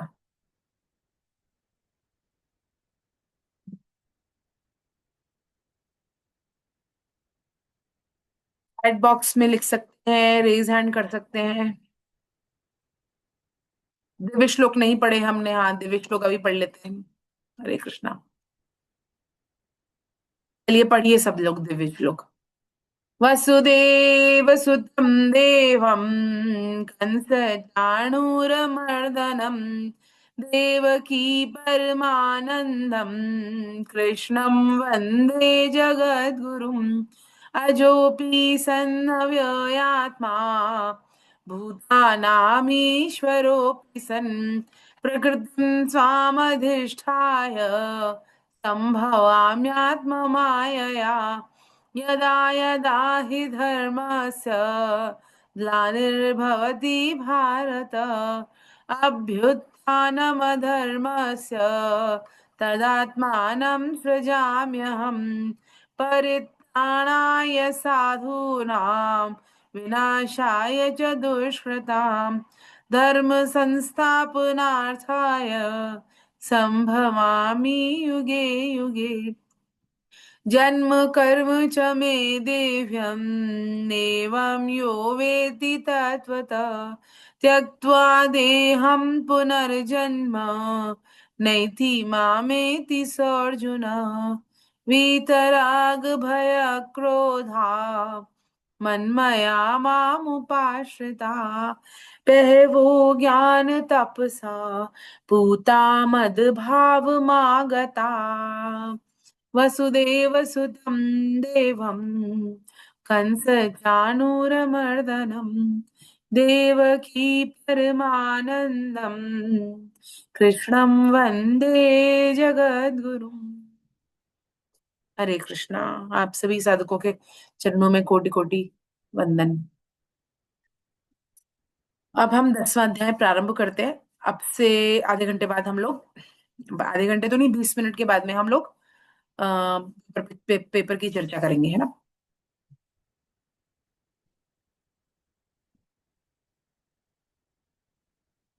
दसवां अध्याय एक बार मैं ओपन कर लेती हूँ। तो 10वां अध्याय जो है उसका नाम है विभूति योग। विभूति योग, अभी भगवान ने कुछ विभूतियां तो कही 9वें अध्याय में भी कही, और भगवान ने क्या कहते हैं 8वें अध्याय में भी कही थी, लेकिन भगवान यहाँ इसका नाम ही वेदव्यास जी महाराज ने विभूति योग कहा। और विभूति क्या है? विभूति भगवान का ऐश्वर्य है। भगवान मेरे पीछे दिखाई दे रहे होंगे, है ना, गोल मटोल से, सर सर पे मुकुट धारण करे हुए, है ना, तो उनकी आंखें बड़ी बड़ी सुंदर, तो कैसे ऐश्वर्य है भगवान का। और भगवान कृष्ण को याद करते हैं आंख बंद करके, एक बार सोचते हैं तो सबसे पहले ऐसे बाकी से खड़े हैं भगवान, और ना नाजुक सा उनका शरीर है, और उस सर पे उनके मोर मुकुट धारण किया हुआ है, हाथ में बंसुरी है, होठों पे मधुर मुस्कान है, सांवरा रंग है। ये सब ध्यान आता है हमको, और जब ध्यान आता है ना तो सुंदर लगता है, बहुत अच्छा लगता है, भगवान से अपनापन लगता है। तो भगवान कह रहे हैं कि ये ऐश्वर्य है जो संसार में दिखाई दे रहा है, सुंदर, जो भी ऐश्वर्य युक्त दिखाई देता है जिससे हम अट्रैक्ट हो जाते हैं। भाई संसार में हमारा क्यों अट्रैक्शन है? ऐश्वर्य के कारण ही तो अट्रैक्शन है। संसार में हमें अच्छा दिखता है, हमको अच्छा लगता है, इसलिए हमें संसार अच्छा लगता है, संसार को छोड़ना अच्छा नहीं लगता। यदि भगवान का ऐश्वर्य मान के उस संसार से प्रेम किया जाए ना, संसार की सेवा की जाए, तो फिर हमारी भक्ति भी हो जाएगी। तो भगवान इसीलिए कहते हैं, भगवान कहते हैं किसी भी तरीके से तो तुझे संसार अच्छा लग रहा है, कोई प्रॉब्लम नहीं है, तो जो भी तू काम कर रहा है मुझे समर्पित कर। संसार अच्छा लग रहा है तो संसार में जो भी अच्छा लग रहा है वो मेरी विभूति है, भगवान कहते हैं। तो भगवान के ऐश्वर्य का नाम विभूति है। जहां जहां भगवान का ऐश्वर्य विशेषता से प्रकट होता है उसे विभूति कहा जाता है, और उसे हम भगवान की विभूति कहते हैं। जिस शक्ति और सामर्थ्य से ऐश्वर्य प्रकट होता है उसका नाम योग है। तो ये क्या नाम है? विभूति योग। इसी योगेश्वर से विश्व रूप विराट वृक्ष, मतलब अब जो है ना वो चरम पर आ गई है भगवत गीता अपने। विभूति योग, फिर विश्व रूप दर्शन योग, क्या सुंदर अध्याय है। फिर भक्ति योग, क्या सुंदर अध्याय है। मतलब जब जब मैं पढ़ती हूँ ना, मतलब अपनी पर्सनल बात क्या बताऊं, जब जब इन अध्यायों को पढ़ा जाता है ना, यदि हम सच में उसमें डूब के पढ़े ना, तो हमें भगवान से प्रेम हुए बिना रह नहीं सकता। विश्व रूप दर्शन योग इतना सुंदर, 15वां अध्याय इतना सुंदर, पुरुषोत्तम योग इतना सुंदर, भक्ति योग इतना सुंदर, ये विभूति योग इतना सुंदर, एकदम गहराई से इसको पढ़े एक एक चीज और स्वामी जी की साधक संजीवनी का आसरा लें, तो भगवान से प्रेम हुए बिना रह नहीं सकता हमको। और यही भगवान का है ही उद्देश्य। भाई भगवत गीता कहने का उद्देश्य यही है कि मेरा बच्चा यहाँ भटक गया है मेले में, वो वापस घर आ जाए किसी तरह। तो भगवान क्या यहीं पर यही कह रहे हैं, सनातन धर्म की वैज्ञानिक समझ और प्रकृति के सटीक विश्लेषण पर आश्चर्य होता है हमको। विज्ञान आज मानता है कि सृष्टि के मूल में एक ही तत्व है, उसी से ही सब कुछ हो रहा है। और जीव, सजीव, निर्जीव, दृश्य, अदृश्य सहित सब जो समस्त सृष्टि है ना, वो एक ही सेल से बनी हुई है। पिंड ब्रह्मांड में तात्विक एकता है, और पिंड मनुष्य देह ब्रह्मांड की लघु इकाई है। हमारे अंदर भी है पिंड। और पिंड परायण पोषण कहते हैं ना, पिंड पोषण परायण है हम, कि पिंड का मतलब मनुष्य की देह जो है ना, तो वो ब्रह्मांड की एक लघु इकाई है। और 7वें और 9वें अध्याय के क्रम में यह अध्याय है। यहाँ पर कृष्ण विज्ञान सहित ज्ञान परमात्मा के समग्र रूप को बता रहे हैं, और एक से बढ़कर एक बार बार गुप्त भाव प्रकट करते हैं भगवान। और भगवान क्या कह रहे थे अर्जुन को, कि दोष दृष्टि रहित तुझसे मैं कहूंगा। जैसे अर्जुन की तृप्ति नहीं हो रही ना भगवान के वचन सुनते हुए, वैसे ही भगवान की भी तृप्ति नहीं हो रही अर्जुन को अपने बारे में बताते हुए। तो कह नहीं, थक नहीं रहे हैं अपने बारे में कहते कहते। इसलिए अर्जुन के बिना पूछे भगवान श्री कृष्ण ने जो है 9वां अध्याय प्रारंभ कर दिया। आप 10वां भी अध्याय स्वयं ही प्रारंभ करते हैं। तो कह रहे हैं कि हे पार्वती, जगत में राम जी के समान हित करने वाला कोई गुरु भी नहीं है, कोई पिता भी नहीं है, कोई माता भी नहीं है, कोई बंधु भी नहीं है, और कोई स्वामी भी नहीं है। देवता, मनुष्य, मुनि, सबकी ये रीत है। क्या रीत है? कि सब स्वार्थ के लिए प्रीति करते हैं एक दूसरे से, असली में कोई प्रेम नहीं करता एक दूसरे को। उमा राम सम हत जग माही, गुरु पितु मातु बंधु प्रभु नाही, सुर मुनि सुर नर मुनि सब के यह रीति, स्वार्थ लागी करहि सब प्रीति। लेकिन एक भगवान श्री राम है, भगवान श्री कृष्ण है, भगवान है जो केवल हमें बिना किसी लाभ को देखते हुए, बिना किसी स्वार्थ के प्रीति करते हैं हमसे, अहेतु की कृपा करते हैं हम पर। और विभूति योग का भी यही उद्देश्य है कि जब गुण गाहक मिलते हैं ना, तब गुण लाख बिकाई। जब गुण को गाहक नहीं तो कोड़ी बदले जाइए। भगवान तो है, भगवान विद्यमान है। कोई तो भगवान को बहुत मानता है, और कोई भगवान को पूछ ही नहीं रहा। तो बस वो मानो तो शिव जी है और मानो तो पत्थर है। तो भगवान के हृदय की बात सिर्फ भक्त सुन सकता है, समझ सकता है। इसलिए पीछे के अध्याय के अंत में भगवान कहते हैं, परम गोपनीय बात कहने के बाद में भी भगवान की तृप्ति नहीं हुई, और यहाँ पर भगवान ने फिर अपनी विभूतियां बताने की। देखिए 7वें अध्याय में भगवान ने कितनी विभूतियां बताई? 17 विभूतियां बताई। 9वें अध्याय में भी भगवान ने 37 विभूतियां बताई अपनी कार्य कारण रूपी। पहले तो कारण रूपी बताई 9वें में तो, सॉरी 7वें में तो, और फिर 9वें अध्याय में भगवान ने अपनी 37 विभूतियां बताई कार्य कारण रूपी। और अब यहाँ पर भगवान 82 विभूतियां बताएंगे अपनी। 82 विभूतियां बताते हैं भगवान यहाँ। हरे कृष्णा। तो पहला श्लोक पढ़ेंगे। हाँ, कहाँ गई वो सुनीता मैडम? 5 श्लोक लेंगे, 5। उसके बाद में हम लोग पेपर की चर्चा करेंगे। हरे कृष्णा। पढ़िए, अनम्यूट करिए अपने आप को, अनम्यूट करिए पहले। सुनीता मैम, सुन पा रही हैं आप? हाँ, मैं एक बार शेयर करती हूँ स्क्रीन, रुकिएगा, है ना।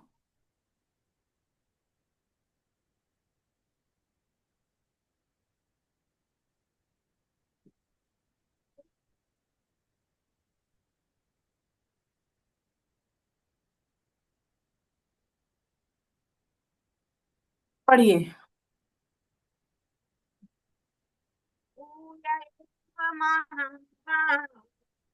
शृणु मे परमं वचा यतेन्द्रियमाय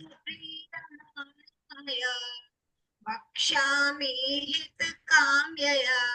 श्री भगवान बोले, हे महाबाहो अर्जुन, मेरे परम वचन को तुम फिर भी सुनो, जिसे मैं मुझ में अत्यंत प्रेम रखने वाले तुम्हारे लिए हित की कामना से कहूंगा। हरे कृष्णा, हरे जय कृष्णा। श्री कृष्ण। जय श्री कृष्ण। क्या कह रहे हैं भगवान कि जैसा, मतलब मेरे परम वचनों को तुम फिर भी सुनो, जिसे मैं तुम्हें अत्यंत प्रेम रखने वाले तुम्हारे हित के लिए, तुम मुझ में अत्यंत प्रेम रखते हो ना अर्जुन, इसलिए मैं तुम्हारे हित की कामना से कहूंगा ये। तो भगवान हित चाहते हैं अर्जुन का, और हम सबका अर्जुन के माध्यम से हित चाहते हैं भगवान। इसलिए भगवान ये फिर से कह रहे हैं अपने, दोबारा दोबारा बार बार कह रहे हैं अपनी विभूतियां। और श्रृणु, श्रृणु का अर्थ है जैसा, सुनना सिर्फ नहीं है, सुनाई तो हमको बहुत सारी आवाजें देती हैं, लेकिन श्रवण का अर्थ ये नहीं है सिर्फ सुन लेना। श्रवण का अर्थ है आज्ञा पालन करना। जैसे एक सेठ जी थे, रात को चौकीदार के लिए उन्होंने एक नौकर रखा, और उनके पास एक बहुत बढ़िया घोड़ा भी था। सुबह देखा उन्होंने तो कहा कि अरे घोड़ा तो है ही नहीं यहाँ पर, कहाँ गया घोड़ा। तो उन्होंने कहा कि रात को तुम सोए थे? तो बोला नहीं, मैं तो नहीं सोया, बिल्कुल भी मेरे को नींद नहीं आई पूरी रात, मैं तो पूरी देर पहरेदारी कर रहा था। तो उसने बोला कि फिर तुमने देखा कि घोड़ा कहाँ गया? तो कहते हैं हाँ देखा मैंने, चोर आए थे और ले गए घोड़ा। तो वो कहते हैं अरे, तो आपने कहा था निगरानी रखनी है, हमने निगरानी पूरी रखी। तो ये जागृति नहीं है, श्रवण करना ही नहीं है। सब कुछ देखते हुए भी भगवान की बात को नहीं मानना श्रवण नहीं है, भगवान की आज्ञा का पालन करना श्रवण है। श्री कृष्ण गीता में बार बार कहते हैं कि कामना अच्छी नहीं है, कामना का निषेध करते हैं, कामना समस्त पापों की जड़ है, बार बार कहते हैं। लेकिन कहते हैं हाँ भगवान बहुत अच्छे हैं, भगवान बहुत अच्छी अच्छी बातें कहते हैं, लेकिन मानेंगे हम एक भी नहीं। भाई मानेंगे तो भाई संसार छूट जाएगा ना हमारा, संसार तो बहुत प्यारा है, कामना तो बहुत इंपॉर्टेंट चीज है, कामना कैसे छोड़ सकते हैं। तो बस यही बात है, भगवान जब कह रहे हैं कि कामना नहीं है, दूसरों के हित की कामना करें, वो कर्म योग है ना। और भगवान की प्राप्ति की कामना करें, भक्ति योग है ना। स्वयं के कल्याण की इच्छा करें, ज्ञान योग है ना। भगवान के आत्मदर्शन करने की कामना करें, ध्यान योग है। लेकिन स्वयं के शरीर के लिए भोग ऐश्वर्य सुख आराम, ये कामना है, ये पतन करवाने वाली है ना। भगवान के प्रेम को पाने की कामना जो है, तो वो तो जीव मात्रा में होनी ही चाहिए। यह तो समस्त भौतिक कामनाओं को मिटाने वाली कामना है, क्योंकि तो अब भगवान कहते हैं उस परम वचन ज्ञान विज्ञान सहित समग्र रूप को कृष्ण के सिवाय कोई नहीं बता सकता। और भगवान यहाँ पर बता रहे हैं, और कारण भी बता रहे हैं कि क्यों मैं ही बता सकता हूँ केवल। पढ़िए डॉक्टर सविता।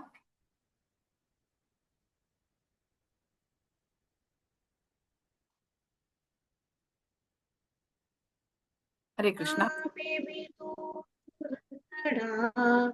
प्रभव नाम में हर्षया अहमादिर देवानां महेश्वरी नाम च सर्वशा। कह रहे मेरे प्रकट होने को मेरे ना देवता जानते हैं न प्रकट मह। होने हाँ पढ़िए पढ़िए, आप पढ़िए। मेरे प्रकट होने को न देवता जानते हैं और न महर्षि, क्योंकि मैं सब प्रकार से देवताओं और महर्षियों का आदि। हरे कृष्ण। हरे कृष्णा, बहुत सुंदर। क्या क्यों नहीं, भगवान के सिवाय कोई नहीं बता सकता इस परम दिव्य ज्ञान को, ज्ञान सहित विज्ञान समग्र रूप को। क्यों? क्योंकि कृष्ण तो सबके आदि है ना। ना तो मेरे को प्रकट होने को देवता जानते हैं ना महर्षि जानते हैं, क्योंकि मैं सब प्रकार के सब देवताओं का और महर्षियों का आदि हूँ। भाई हमारे जो आदि हैं माता पिता, वो हमें जो बातें बातें बताएंगे वो हम जान लेंगे, उसके अलावा जो हमें बातें नहीं बताएंगे वो हम कैसे जान पाएंगे। वैसे ही भगवान महर्षियों और ऋषियों को जो तत्व ज्ञान देते हैं, वो जितना देते हैं वो बता सकते हैं वो। लेकिन भगवान है वो जो स्वयं अपने बारे में सब कुछ बता सकते हैं। तो भगवत तत्व विलक्षण है, भगवान की लीला जन्म कर्म सब कुछ ऐश्वर्य अनंत है वो। तो जैसे कि भगवान श्री कृष्ण को मैया जो दामोदर लीला में बांध देती हैं, खूब कोशिश करती हैं बांधने की, है ना। तो लेकिन वो बंधते नहीं है। लेकिन जब वो मैया हार जाती है ना, और उनको कहती है अरे लाला तू बंध जा, परेशान हो गई मैं, पसीने आ गए मेरे, तू बंध ही नहीं रहा है, इतनी सी रस्सी बार बार छोटी पड़ जा रही है। तो वो बंध जाते हैं भगवान कृपा करके। तो भगवान जब चाहते हैं तो हो सकता है, और नहीं चाहते तो नहीं हो सकता। यही कह रहे हैं भगवान यहाँ पर, सोई जाना ही जेहु देई जनाई, जाना ही तुम्ही तुम्ही हो जाई, तुम्हारी कृपा तुम्ही रघुनंदन, जानती भगति भगति ओर चंदन। तो स्वामी जी कहते हैं कि परमात्मा जानने का विषय नहीं है, मानने का विषय है, अनुभव करने का विषय है। यदि हम शरीर की सत्ता माने, और हमें माता पिता की सत्ता माननी पड़ेगी। यदि हम हैं तो शरीर है, शरीर है तो माता पिता है, माता पिता के बिना कैसे शरीर हो सकता है हमारा। तो इसीलिए जब हम हैं तो भगवान भी है, भगवान की सत्ता हमें माननी पड़ेगी। वही भगवान यहाँ पर कहते हैं। एक मिनट रुकिए, कुछ अनशेयर हो गया क्या? हाँ, इस प्रकार से भगवान कहते हैं। तो क्या कह रहे हैं कि हमारी सत्ता का होना परमात्मा की स्पष्ट सत्ता बताता है, हमको प्रमाण है उसका ये। इसका हम अपने होने का खंडन नहीं कर सकते, वैसे ही परमात्मा की सत्ता का खंडन भी नहीं संभव है, मूर्खता है बल्कि वो। तीसरा श्लोक पढ़ेंगे। ओम प्रकाश गुप्ता सर पढ़िए। अच्छा, ये फोन पर है, आप पढ़िए, कोई बात नहीं। ओम कोई प्रकाश बात गुप्ता नहीं। सर, हरे कृष्णा, आप हाँ, पढ़िए। हरे कृष्ण। तीसरा श्लोक पढ़िए। तीसरा पढ़ना है ना? हाँ जी, हाँ जी। यो माम जमुनादिं च वेत्ति लोक महेश्वरम ऐसम मूढ़ से मृत्तेषु सर्व पापे प्रमुच्यते। जो मनुष्य मुझे अजन्मा, अनादि और संपूर्ण लोकों का महान ईश्वर जानता है, अर्थात दृढ़ता से संदेह रहित स्वीकार कर लेता है, वह मनुष्यों में ज्ञानवान और वह संपूर्ण पापों से मुक्त हो जाता है। हरे हरे कृष्ण। हरे कृष्णा, हरे कृष्णा, हरे कृष्णा। तो भगवान यहाँ क्या कह रहे हैं कि जो मनुष्य उनको अजन्मा अविनाशी जान लेता है और संपूर्ण लोगों का महान ईश्वर जानता है, तो असम्मूढ़ कह रहे हैं भगवान। असम्मूढ़ वह मनुष्यों में ज्ञानवान है। तो ज्ञानी कौन? जो भगवान को अजन्मा मानता है, अनादि मानता है, संपूर्ण लोगों का महान ईश्वर मानता है, वही ज्ञानवान है और वही सम्मूढ़ है।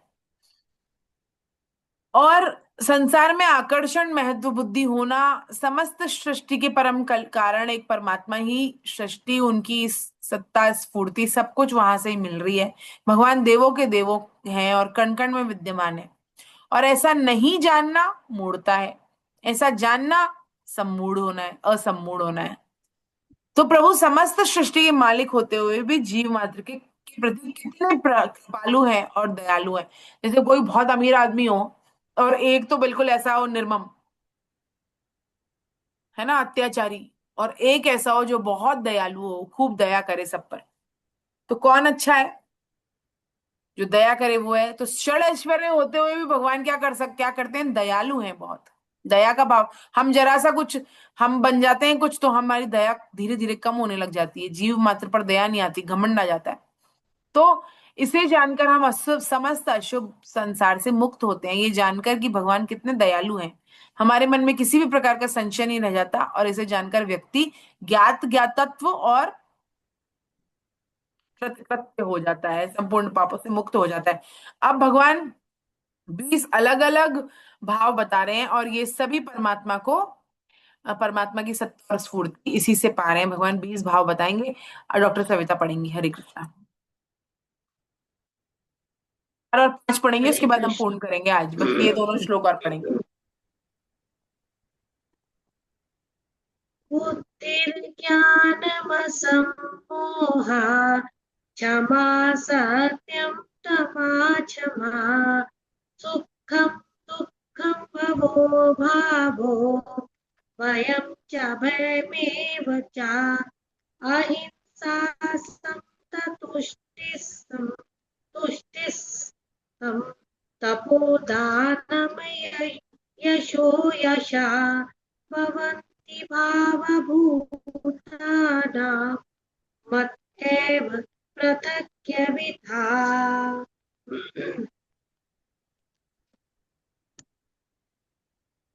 हिंदी पढ़िए इसकी। बुद्धि ज्ञान बुद्धि ज्ञान सम्मोह क्षमा सत्य दम शम तथा सुख और दुख उत्पत्ति विनाश भय अभय और अहिंसा समता संतोष तप दान यश और अपयश। प्राणियों के ये अनेक प्रकार के अलग अलग 20 जल है। भाव मुझसे ही होते हैं। 7 महर्षि और उनसे पहले भी होने वाले 4 सनकादि तथा 14 मनु, ये सबके सब मेरे मन से पैदा हुए और मुझ में भाव श्रद्धा भक्ति रखने वाले हैं, जिनकी संसार में ये संपूर्ण प्रजा है। हरे कृष्ण में। हरे कृष्णा। अपन को 5 तक ही पढ़ने थे, कोई बात नहीं, आपने पढ़ तो दिया, लेकिन 5 तक ही पढ़ने थे, 4 और 5 है ना। हरे कृष्णा। कह रहे हैं बुद्धि ज्ञान असम्मोह क्षमा सत्य दम शम तथा सुख दुख और विनाश, भय अभय हिंसा सॉरी अहिंसा समता संतोष तप दान यश, इतने सारे 20 भाव बता दिए भगवान ने इसमें, 5 2 श्लोकों में, चौथे और 5वें में। और क्या कह रहे हैं भगवान की ज्ञान की दृष्टि से तो हम देखें इन दो सारे भाव विपरीत विपरीत भाव हैं, लेकिन भक्त की दृष्टि से सब भाव कृष्ण के हैं। तभी तो कहते हैं ना, दुख में भी सुख का अनुभव होता है भक्त को, कि भगवान मेरे पाप काट रहे हैं, सुख दिया है तो भगवान परीक्षा ले रहे हैं, दुख दिया है तो पाप काट रहे हैं। इसका मतलब समान भाव रहता है, सभी भाव कृष्ण से उत्पन्न होते हैं। अगर इन भावों को जीव माने तो जीव की कृष्ण की ही परा प्रकृति होने से भगवान से अभिन्न है जीव भी। यदि माने कि हाँ ये भगवान से ही उत्पन्न होने वाले भाव है, तो कृष्ण की ही परा प्रकृति होने से भगवान से अभिन्न है जीव, और ये भाव कृष्ण के ही हैं। और कृष्ण में तो ये भाव निरंतर रहते हैं, पर जीव में अपरा के संग से आते हैं और चले जाते हैं, आते जाते रहते हैं। भगवान में सारे भाव एक साथ विद्यमान रहते हैं। भगवान ने एक ही साथ प्रेम कर रहे हैं, नरसिंह अवतार लेते हैं तब, और हिरण्यकश्यप को फाड़ के रक्त उसका निकाल देते हैं और उसको मतलब उसकी हत्या कर देते हैं, मतलब उसका संहार कर देते हैं भगवान। लेकिन उसी क्षण भगवान प्रहलाद जी को गोदी में बिठाए लाड भी कर लेते हैं। तो भगवान में तो दोनों भाव एक साथ हो रहे हैं, लेकिन हम में ये नहीं होता कि हमको क्रोध आ रहा हो तो प्रेम भी हो रहा हो साथ साथ, है ना, क्रोध आ रहा हो और हंसी भी आ रही हो। तो ये इस प्रकार से भगवान कहते हैं। तो ये समग्रता का अनुभव करने के लिए हमारी दृष्टि के इन इन भावों के पीछे जो मूल कारण है, मूल आधार है, भगवान श्री कृष्ण पर रहनी चाहिए हमारी दृष्टि, कि कहाँ से उत्पन्न हो रहे, भगवान श्री कृष्ण से उत्पन्न हो रहे हैं। तो ये जीव आके मुझे कष्ट दे रहा है, तो भगवान ने भेजा है इसको निमित्त बना के, इसलिए कष्ट दे रहा है। तो ये जगत का जो भगवान ने ही इसका जो मूलक बनाया है इसको, तो जैसा जिसका स्वभाव बनाया है वैसे उसकी जड़ स्वभाव के वश में होकर वो व्यवहार करता है। भला तो भला ही करता है, नीच नीचता करता है। अमृत की सराहना अमर करने के लिए होती है, विष की सराहना मारने के लिए होती है, कि भाई विष है तो मारेगा, अमृत है तो अमर करेगा। भलो भलाई पे लइये लइये नीचाई नीचू, सुधा सराही अमृता अमरता गरल सरालही मीचू। तो ये जगत अन्नकूट का प्रसाद है, इसमें सब कुछ है, खट्टा है, मीठा है, नमकीन है, कड़वा है, सब मिला हुआ है। जैसे हाथ में एक साथ अलग अलग उंगलियां दिखाई देती है ना, लेकिन फिर भी क्या है, ये हाथ है, पूरा एक ही कहलाता है। वैसे ही संसार में बहुत सारी प्रिय अप्रिय घटनाएं होती हैं, लेकिन ये सब कुछ भगवान का ही समग्र रूप है। जैसे कि उदाहरण के लिए जो है, लंका में 7 कांड है, सॉरी रामायण में 7 कांड है। तो कोई कहे कि हमें एक ये लंका कांड पसंद नहीं है, इसमें तो बहुत मारपीट हो रही है, हिंसा इत्यादि हो रही है, इसलिए ये मुझे अच्छा नहीं लगता, तो उससे रामायण से हटा देना चाहिए। तो रामायण की समग्रता इन सातों के होने पर है, सातों कांड होने पर है। कृष्ण भी कह रहे हैं पहले कि सात्विक राजस तमस तीनों भाव मुझसे ही होते हैं। ये भगवान के अलग अलग यहाँ पर भी जो 20 भाव बता रहे हैं भगवान, ये सब द्वंदात्मक होते हुए भी भगवान के ही हैं भाव। तो जो भक्त है उसकी दृष्टि में समानता रहती है इन सब भावों को लेकर, है ना। नारद जी युधिष्ठिर से कहते हैं कि चाहे सुहृद जो सुदृढ़ बैर भाव से, चाहे वैरहीन भक्ति भाव से, भय से, स्नेह से, कामना से, कैसे भी हो, भगवान में पूर्ण मन लगा देना चाहिए, क्योंकि भगवान की दृष्टि में इन भावों में कोई भेद नहीं है। हम कहते हैं कंस ने तो भगवान से द्वेष रखा, तो भगवान ने उसका भी उद्धार किया। भगवान ने उससे द्वेष नहीं रखा, साथ में भगवान ने उससे प्रेम ही किया। और युधिष्ठिर, लेकिन उसको उसकी लीला अलग की उसके साथ में, लेकिन किया प्रेम ही। तो बस ये क्रियाओं का भेद है कैसे भी, लेकिन भगवान से संबंध जोड़ लिया ना। तो युधिष्ठिर मरण धर्म मनुष्य के मन वैर भाव के कारण जैसा, कह रहे हैं नारद जी कह रहे हैं युधिष्ठिर, मरण धर्मा मनुष्य का मन वैर भाव के कारण जैसा भगवान में तन्मय होता है ना, ऐसी भक्ति भाव या भक्ति योग से नहीं होता। जो जो मरण धर्मा मनुष्य है तो वैर भाव के कारण भगवान में तन्मय होता है ना, ऐसा मेरा निश्चित मत है। क्योंकि ये मनुष्य रजोगुण प्रधान है, और राग द्वेष के कारण वह दृढ़ संकल्पित होकर मन बुद्धि इंद्रियों को समस्त वृत्तियों को वैर भाव में पूरी तन्मयता से झोंक देता है कि अब तो मुझे इसको बर्बाद ही करना है, इस मनुष्य को, बस यही मेरे जीवन का उद्देश्य है। उसके बाद तो चाहे कुछ भी होता है, चाहे मैं बर्बाद हो जाऊं, लेकिन इसको तो मैं बर्बाद करके रहूंगा। तो कैसा उद्देश्य हो गया? बहुत दृढ़। चाहे खुद का उद्धार करने का इतना बड़ा नहीं है निश्चय, लेकिन दूसरे के बर्बाद करने का बहुत बड़ा निश्चय है। तो वैर भाव का जो भाव है ना, उसमें पूरी तन्मयता से लगा देता है। तो यहाँ पर नारद नारद जी युधिष्ठिर जी से कह रहे हैं कि भगवान से वैर भाव कोई रखे ना, तो जल्दी उद्धार हो जाए उसका, क्योंकि तन्मयता से सिर्फ कृष्ण कृष्ण कृष्ण कृष्ण कृष्ण कृष्ण सोच रहा है कंस की। अब कौन कृष्ण, कहाँ है कृष्ण, कृष्ण को बुलाओ, कृष्ण को मारूंगा, कृष्ण, सारे दिन कृष्ण कृष्ण सोच रहा है। ऐसे ही जो है रावण है, वो भी सोच रहा है राम राम राम राम राम राम राम। तो बस ऐसा तन्मयता से हम तो अखंड चिंतन कर ही नहीं पाते भगवान का, लेकिन रावण कर रहा है, कंस कर रहा है, जो द्वेष रख रहे हैं, वैर भाव रख रहे हैं, वो बड़ा अखंड चिंतन कर रहे हैं। कहने का अर्थ ये नहीं है कि भगवान से बैर ही कर लो, कहने का अर्थ ये है तन्मयता से भगवान में मन लगाना। ऐसा दृढ़ संकल्प उनका भक्ति योग में नहीं होता है ना, ये यहाँ पर कह रहे हैं।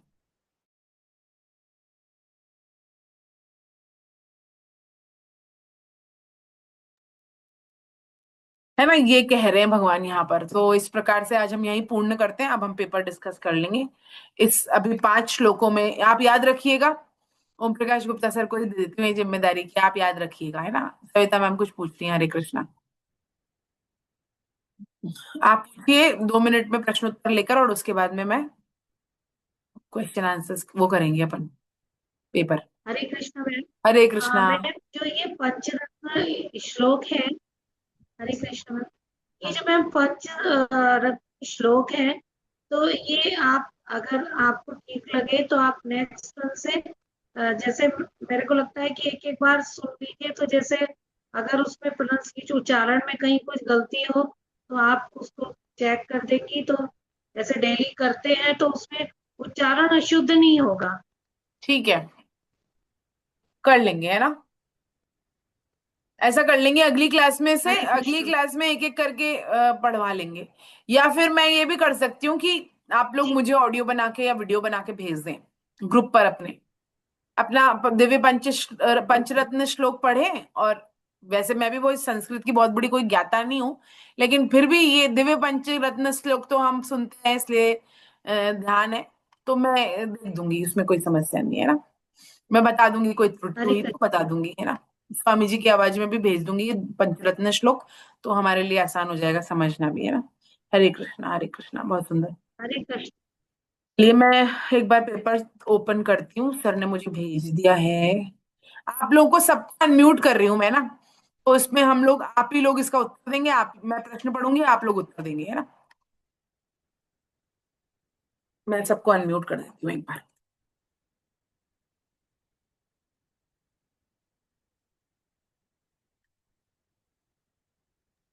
जिसके घर में शोर हो रहा है, कोई बातचीत चल रही है, वो नहीं अपने आप को अनम्यूट करे, बस मेरा ये एक निवेदन रहेगा। देखिए कैलाश रंजन जी के यहाँ पे बहुत हल्ला मच रहा है, तो मैं उसे उसको म्यूट कर देती हूँ। जिसके यहाँ पे शांति हो रही है, आराम से अनम्यूट कर सकते हैं, वो लोग कर लीजिए। सबको अनम्यूट करने की आवश्यकता नहीं है, आप लोग उत्तर दे सकते हैं। हरे कृष्णा। पहला प्रश्न है, संकल्प पत्र थोड़ी चर्चा करनी है, नहीं नहीं, संकल्प पत्र नहीं करनी ना, सिर्फ अपना अपना है। हाँ, वो तो आपका अपना अपना है। नहीं नहीं, इसका उत्तर नहीं बता रही थी मैं, तो सिर्फ चर्चा करने के लिए कर रही थी। हाँ, महाभारत का युद्ध किस कालखंड में हुआ था? सतयुग, द्वापर। त्रेता, द्वापर या कलयुग? द्वापर युग में, ये तो सबको पता है, द्वापर युग में हुआ था, है ना। हरे कृष्णा, बहुत सुंदर।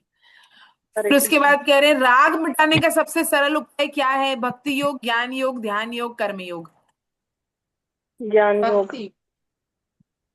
भक्ति। हमने किसका कर्म एग्जाम योग। दिया ज्ञान है? योग। किसका एग्जाम दिया है हमने? पेपर हमारे पास नहीं, पेपर होना चाहिए। पेपर दिखाऊं क्या आपको? 1 मिनट रुको, हाँ, रुको एक बार दिखा। ज्ञान योग मैम। पेपर में तो आंसर भी लिखे हुए हैं, मैडम दिखाओगे तो। हाँ, अच्छा कोई तो ये दिक्कत हो जाएगी, तो मैं पढ़ रही हूँ ना, आप सुन लो। पेपर में तो सारे आंसर लिखे हुए हैं, उनको पता चल जाएगा, और वो भी टॉपर का पेपर है मेरे पास। नहीं नहीं, ऐसी कोई बात और क्या, नहीं नहीं, तो ये तो बहुत पुराने खिलाड़ी है, इसलिए ये नहीं दिखाऊंगी, मैं पढ़ रही हूँ, अगर आपको दोबारा से सुनना हो तो सुन सकते हैं। तो राग मिटाने का सबसे सरल उपाय, राग रहते हुए भी हम क्या कर सकते हैं, कर्मयोग कर सकते हैं। तो हमने कर्मयोग का एग्जाम दिया है, तो इसलिए इसका उत्तर होगा कर्मयोग। शशि मैडम के दर्शन तो बहुत दिनों बाद हो रहे हैं। हरे कृष्णा मैम, तो वो कैमरा थोड़ा बंद कर सा दे बिजी धन्यवाद। चल रही थी लेकिन क्लास तो बहुत बहुत कर्मयोग रहता है है क्लास इसका का, तो उत्तर, है इसलिए। ना। तीसरा है, गीता में कर्मयोग। नैष्कर्म्य से क्या आशय है, नैष्कर्म्य से क्या आशय है ना। गीता में नैष्कर्म्य से क्या आशय है, इसका उत्तर दे रखा है, कर्मों का स्वरूप से त्याग, निष्काम भाव अर्थात कर्म तो रहे लेकिन लिप्तता नहीं रहे, दूसरा। तीसरा निषिद्ध कर्म, और चौथा उपयुक्त अ और स दोनों सही। तो कर्मों का स्वरूप से त्याग तो नहीं लिप्तता हो नहीं। सकता निष्कर्म, निषिद्ध कर्म भी नहीं हो सकता निष्कर्म, तो फिर क्या होगा, निष्काम भाव कर्मों में अर्थात कर्म तो लिप्तता रहे लेकिन उनमें लिप्तता नहीं रहे, ये होगा इसका लिप्तता उत्तर। नहीं। निष्काम रहे। कोई बात नहीं, तो वैसे भी सॉल्व तो कर ही चुके हैं, मैं तो शेयर ही कर देती हूँ इसको, है ना, ताकि आपके लिए आसान हो जाएगा। ये कैसे डाउनलोड करूं लेकिन, ओ, एक मिनट रुको, ये तो नहीं हो पा रहा मेरे से डाउनलोड। डाउनलोड का ऑप्शन शायद है नहीं इसमें, पीडीएफ में इसको इसलिए मुझे करना मेल पे होगा। भेजना पड़ा था।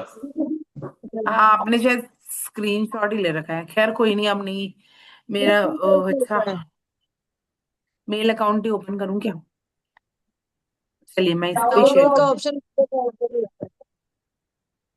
1 सेकेंड, हो गया ये, मैं करती हूँ शेयर।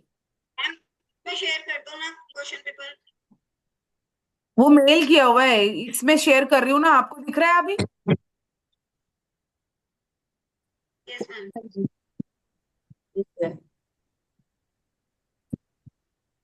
ओके, राग राग मिटाने का सबसे सरल उपाय, गीता में नैष्कर्म्य से क्या आशय है, निष्काम भाव अर्थात कर्म तो रहे लेकिन लिप्तता नहीं रहे।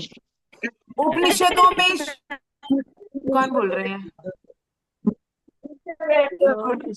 उपनिषदों में शरीर रूपी, एक मिनट ही, म्यूट क्यों नहीं हो पा रहे। उपनिषदों में शरीर रूपी रथ की लगाम किसे कहा गया है, मन को। इंद्रियां क्या है फिर, शरीर को। इंद्रियां क्या है,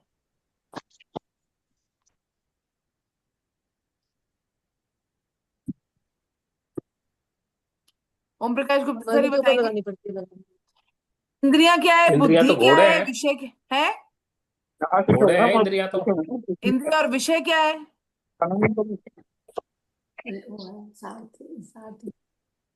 फिर विषय क्या है, बताइए, कोई भी साधक बता सकते हैं। इससे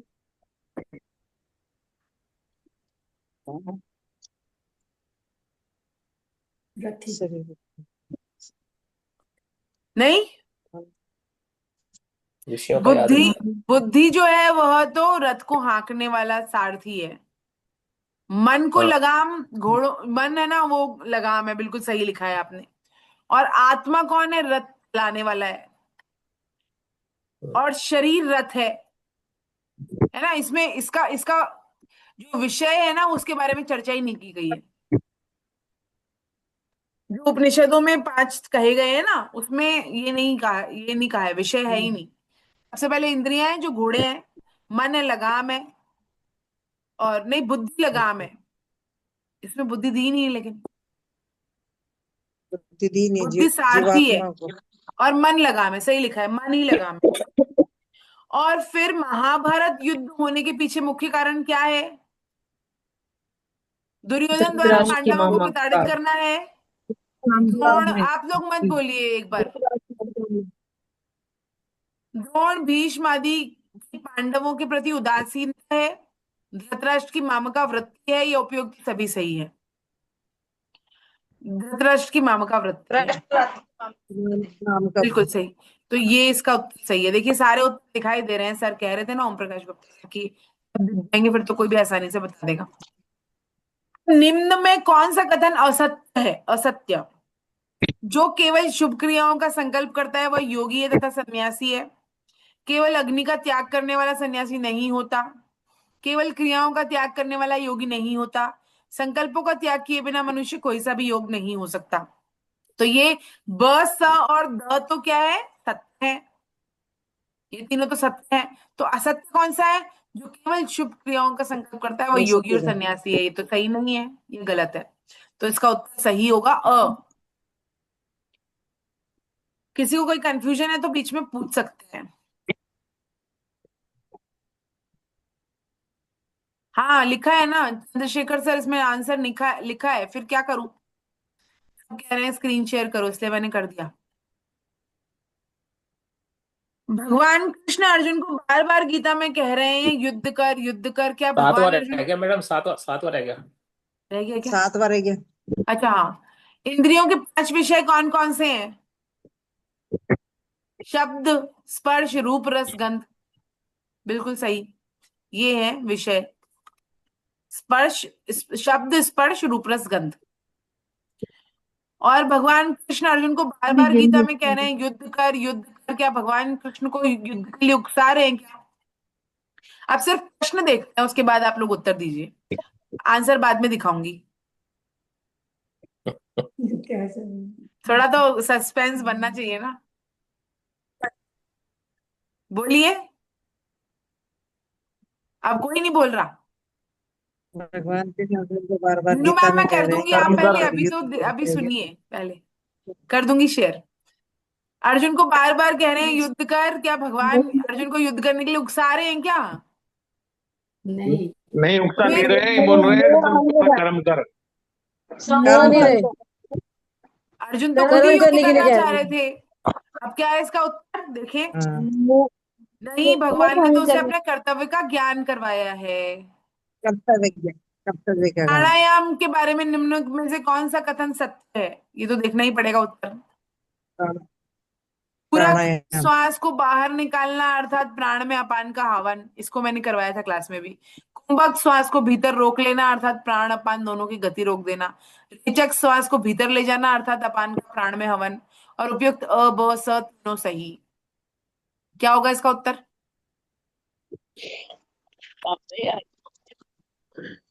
पढ़ा नहीं क्या बाद में इसको? किसी ने भी नहीं पढ़ा बाद में? पूरा श्वास अंदर लेना होता है और रेचक श्वास को बाहर ले भेजना होता है। तो उसमें उल्टा क्या है सही है? दोनों। उल्टा लिखा हुआ है ना। कुंभक जो है रोकना है, भीतर रोकना। ठीक है, तो फिर इसका सिर्फ कुंभक सही है ना, कुंभक सही है। तो ये जो ये कुछ क्वेश्चंस ऐसे भी होते हैं जो कि सिर्फ इंटेलिजेंट लोग आंसर कर पाते हैं। उनमें से ये है ना। एग्जामिनर जब भी एग्जाम पेपर सेट कर रहा होता है उसमें कुछ सरल पेपर देता है जो कोई भी पास कर ले। कुछ कठिन पेपर देता है जो कि बहुत जो कठिन क्वेश्चन देता है जो केवल इंटेलिजेंट लोग कर पाए। और कुछ एवरेज देता है जो सब कर पाए या एवरेज पीपल कर पाए, है ना। और श्रीमद् भगवत गीता के पहले अध्याय में कितने श्लोक बोले गए हैं? पहले अध्याय में कितने श्लोक हैं? भगवान ने बोले हैं।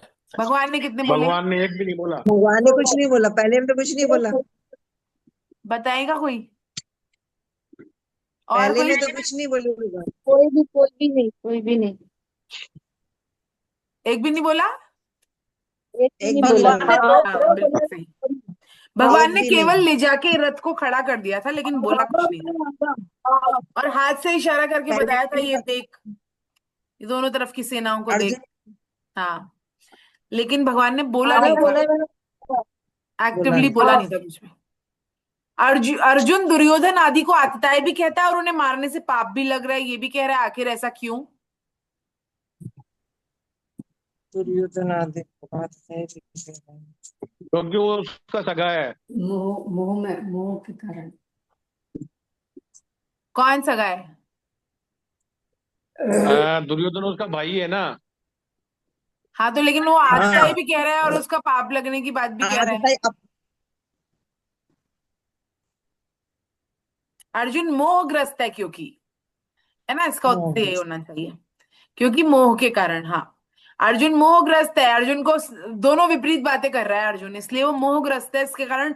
और जब मोहग्रस्त होता है ये मोह के अपन को कारण तो आपका ही कह रहा है वैसे मारने का। हाँ, क्योंकि देखिए अपन को गीता के रेफरेंस में आंसर देना है, अपने मन मर्जी से नहीं देना है।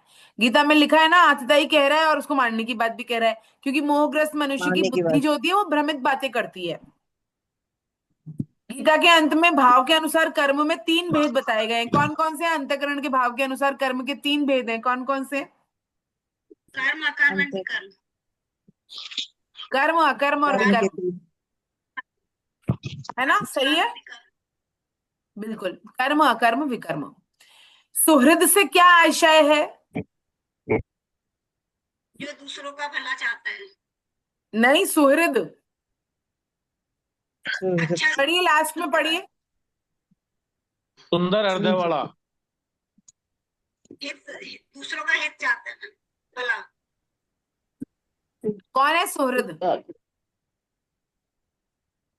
कौन है सुहृद? जिसके हृदय में मैम ऑप्शन पढ़ दीजिए आप एक बार, फिर बता देंगे। फिर तो उससे लिखा रहेगा, सुहृद। जो सबसे हिलमिल कर रहे, जिसका हृदय सुंदर हो, जो अपने हित हित के अच्छे से पहचानता हो, या फिर बिना स्वार्थ के हित करने सुहृद। वाला प्रेमी। भगवान बिना सबके स्वार्थ। हृदय है, सुहृद है।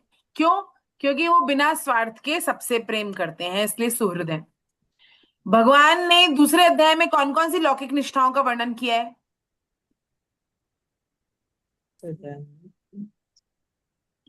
बताइए। ऑप्शन बोल दीजिए। सांख्य और कर्मयोग, सांख्य और भक्ति योग, कर्मयोग और भक्ति योग, और ध्यान योग और भक्ति योग, बताइए।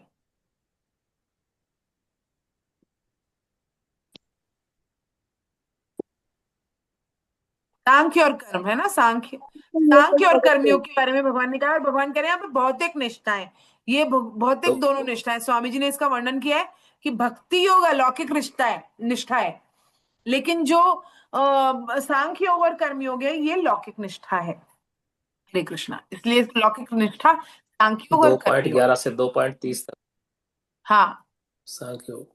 और स्थिर बुद्धि मनुष्य में कोई मूढ़ता नहीं रहती, अतः उसे क्या कहा गया है? स्थिर बुद्धि मनुष्य में कोई मूढ़ता नहीं रहती, क्या कहा है उसे? ऐसा मूड। असमूढ़ कहा है ना। अज्ञानी, निर्मम, सम्मूढ़ और असमूढ़, असमूढ़ कहा है उसे। ऐसा ही पुराने शरीरों को छोड़कर दूसरे शरीरों में चला जाता है, इसलिए इसके लिए भगवान ने क्या उदाहरण दिया है? पुराने कपड़ों को जैसे त्याग हाँ, देता है। बिल्कुल सही। पुराने कपड़ों को जैसे त्यागते हैं हम और नए कपड़े धारण करते हैं, वैसे ही जो देही है वह पुराने शरीरों को त्याग कर नए शरीर धारण करती है। एक श्लोक में अर्जुन ने भगवान से कहा कि आप मिले हुए वचनों से मेरी बुद्धि को मोहित कर रहे हैं। अर्जुन ने ऐसा क्यों कहा? क्या भगवान के वचन मिले जुले से थे? नहीं तो? हाँ, भगवान कभी ज्ञान योग कभी कर्म योग की बात कर रहे हैं। हाँ, कभी भगवान युद्ध करने की, कभी गुरु से तत्व ज्ञान प्राप्त करने की बात कर रहे हैं। उपयुक्त और वह दोनों सही, या फिर नहीं, पूर्वाग्रह के कारण भगवान की स्पष्ट बातें भी अर्जुन को मिली जुली सी प्रतीत होती हैं। इसका उत्तर होगा द। पूर्वाग्रह के यही सही है। सही है। पूर्वाग्रह। जो मनुष्य प्रचलित सृष्टि चक्र के अनुसार नहीं चलता, उसके लिए भगवान ने क्या कहा है? पढ़ लें इसके। वह चोर है, वह पाप का ही भक्षण करता है, वह इंद्रियों के द्वारा भोगों में रमण करने वाला अघायु मनुष्य संसार में व्यर्थ जीता है, और उपरोक्त सभी सही। इंद्रियों के वह द्वारा चोर है भोगों तो उसके लिए में कहा रमण है जो करने कि वाला। अपने लिए ही पकाता है, अपने लिए ही खाता है, उसके लिए चोर कहा है। वो पाप का ही पकाता भक्षण है करता फिर है, ये खाता भी है। उसके लिए ही कहा है। लेकिन सृष्टि चक्र के अनुसार नहीं चलता, उसके लिए भगवान कहते हैं कि वह इंद्रियों के भोगों में रमण करने वाला अघायु मनुष्य संसार में व्यर्थ ही जीता है। और स्वामी जी यहाँ तक कहते हैं कि उसे तो मर ही जाना चाहिए, ताकि वो आगे पाप ना करे। आत्महत्या नहीं कर लेनी चाहिए उसको, लेकिन वो जी के और पाप कर रहा है ना, ये कहना चाह रहे हैं स्वामी जी।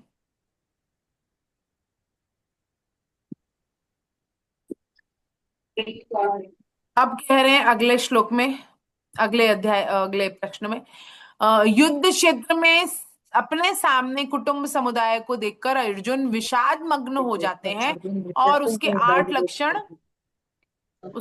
लक्षण अपने अंदर घटित होना अपने बता अंदर घटित होना बताते हैं।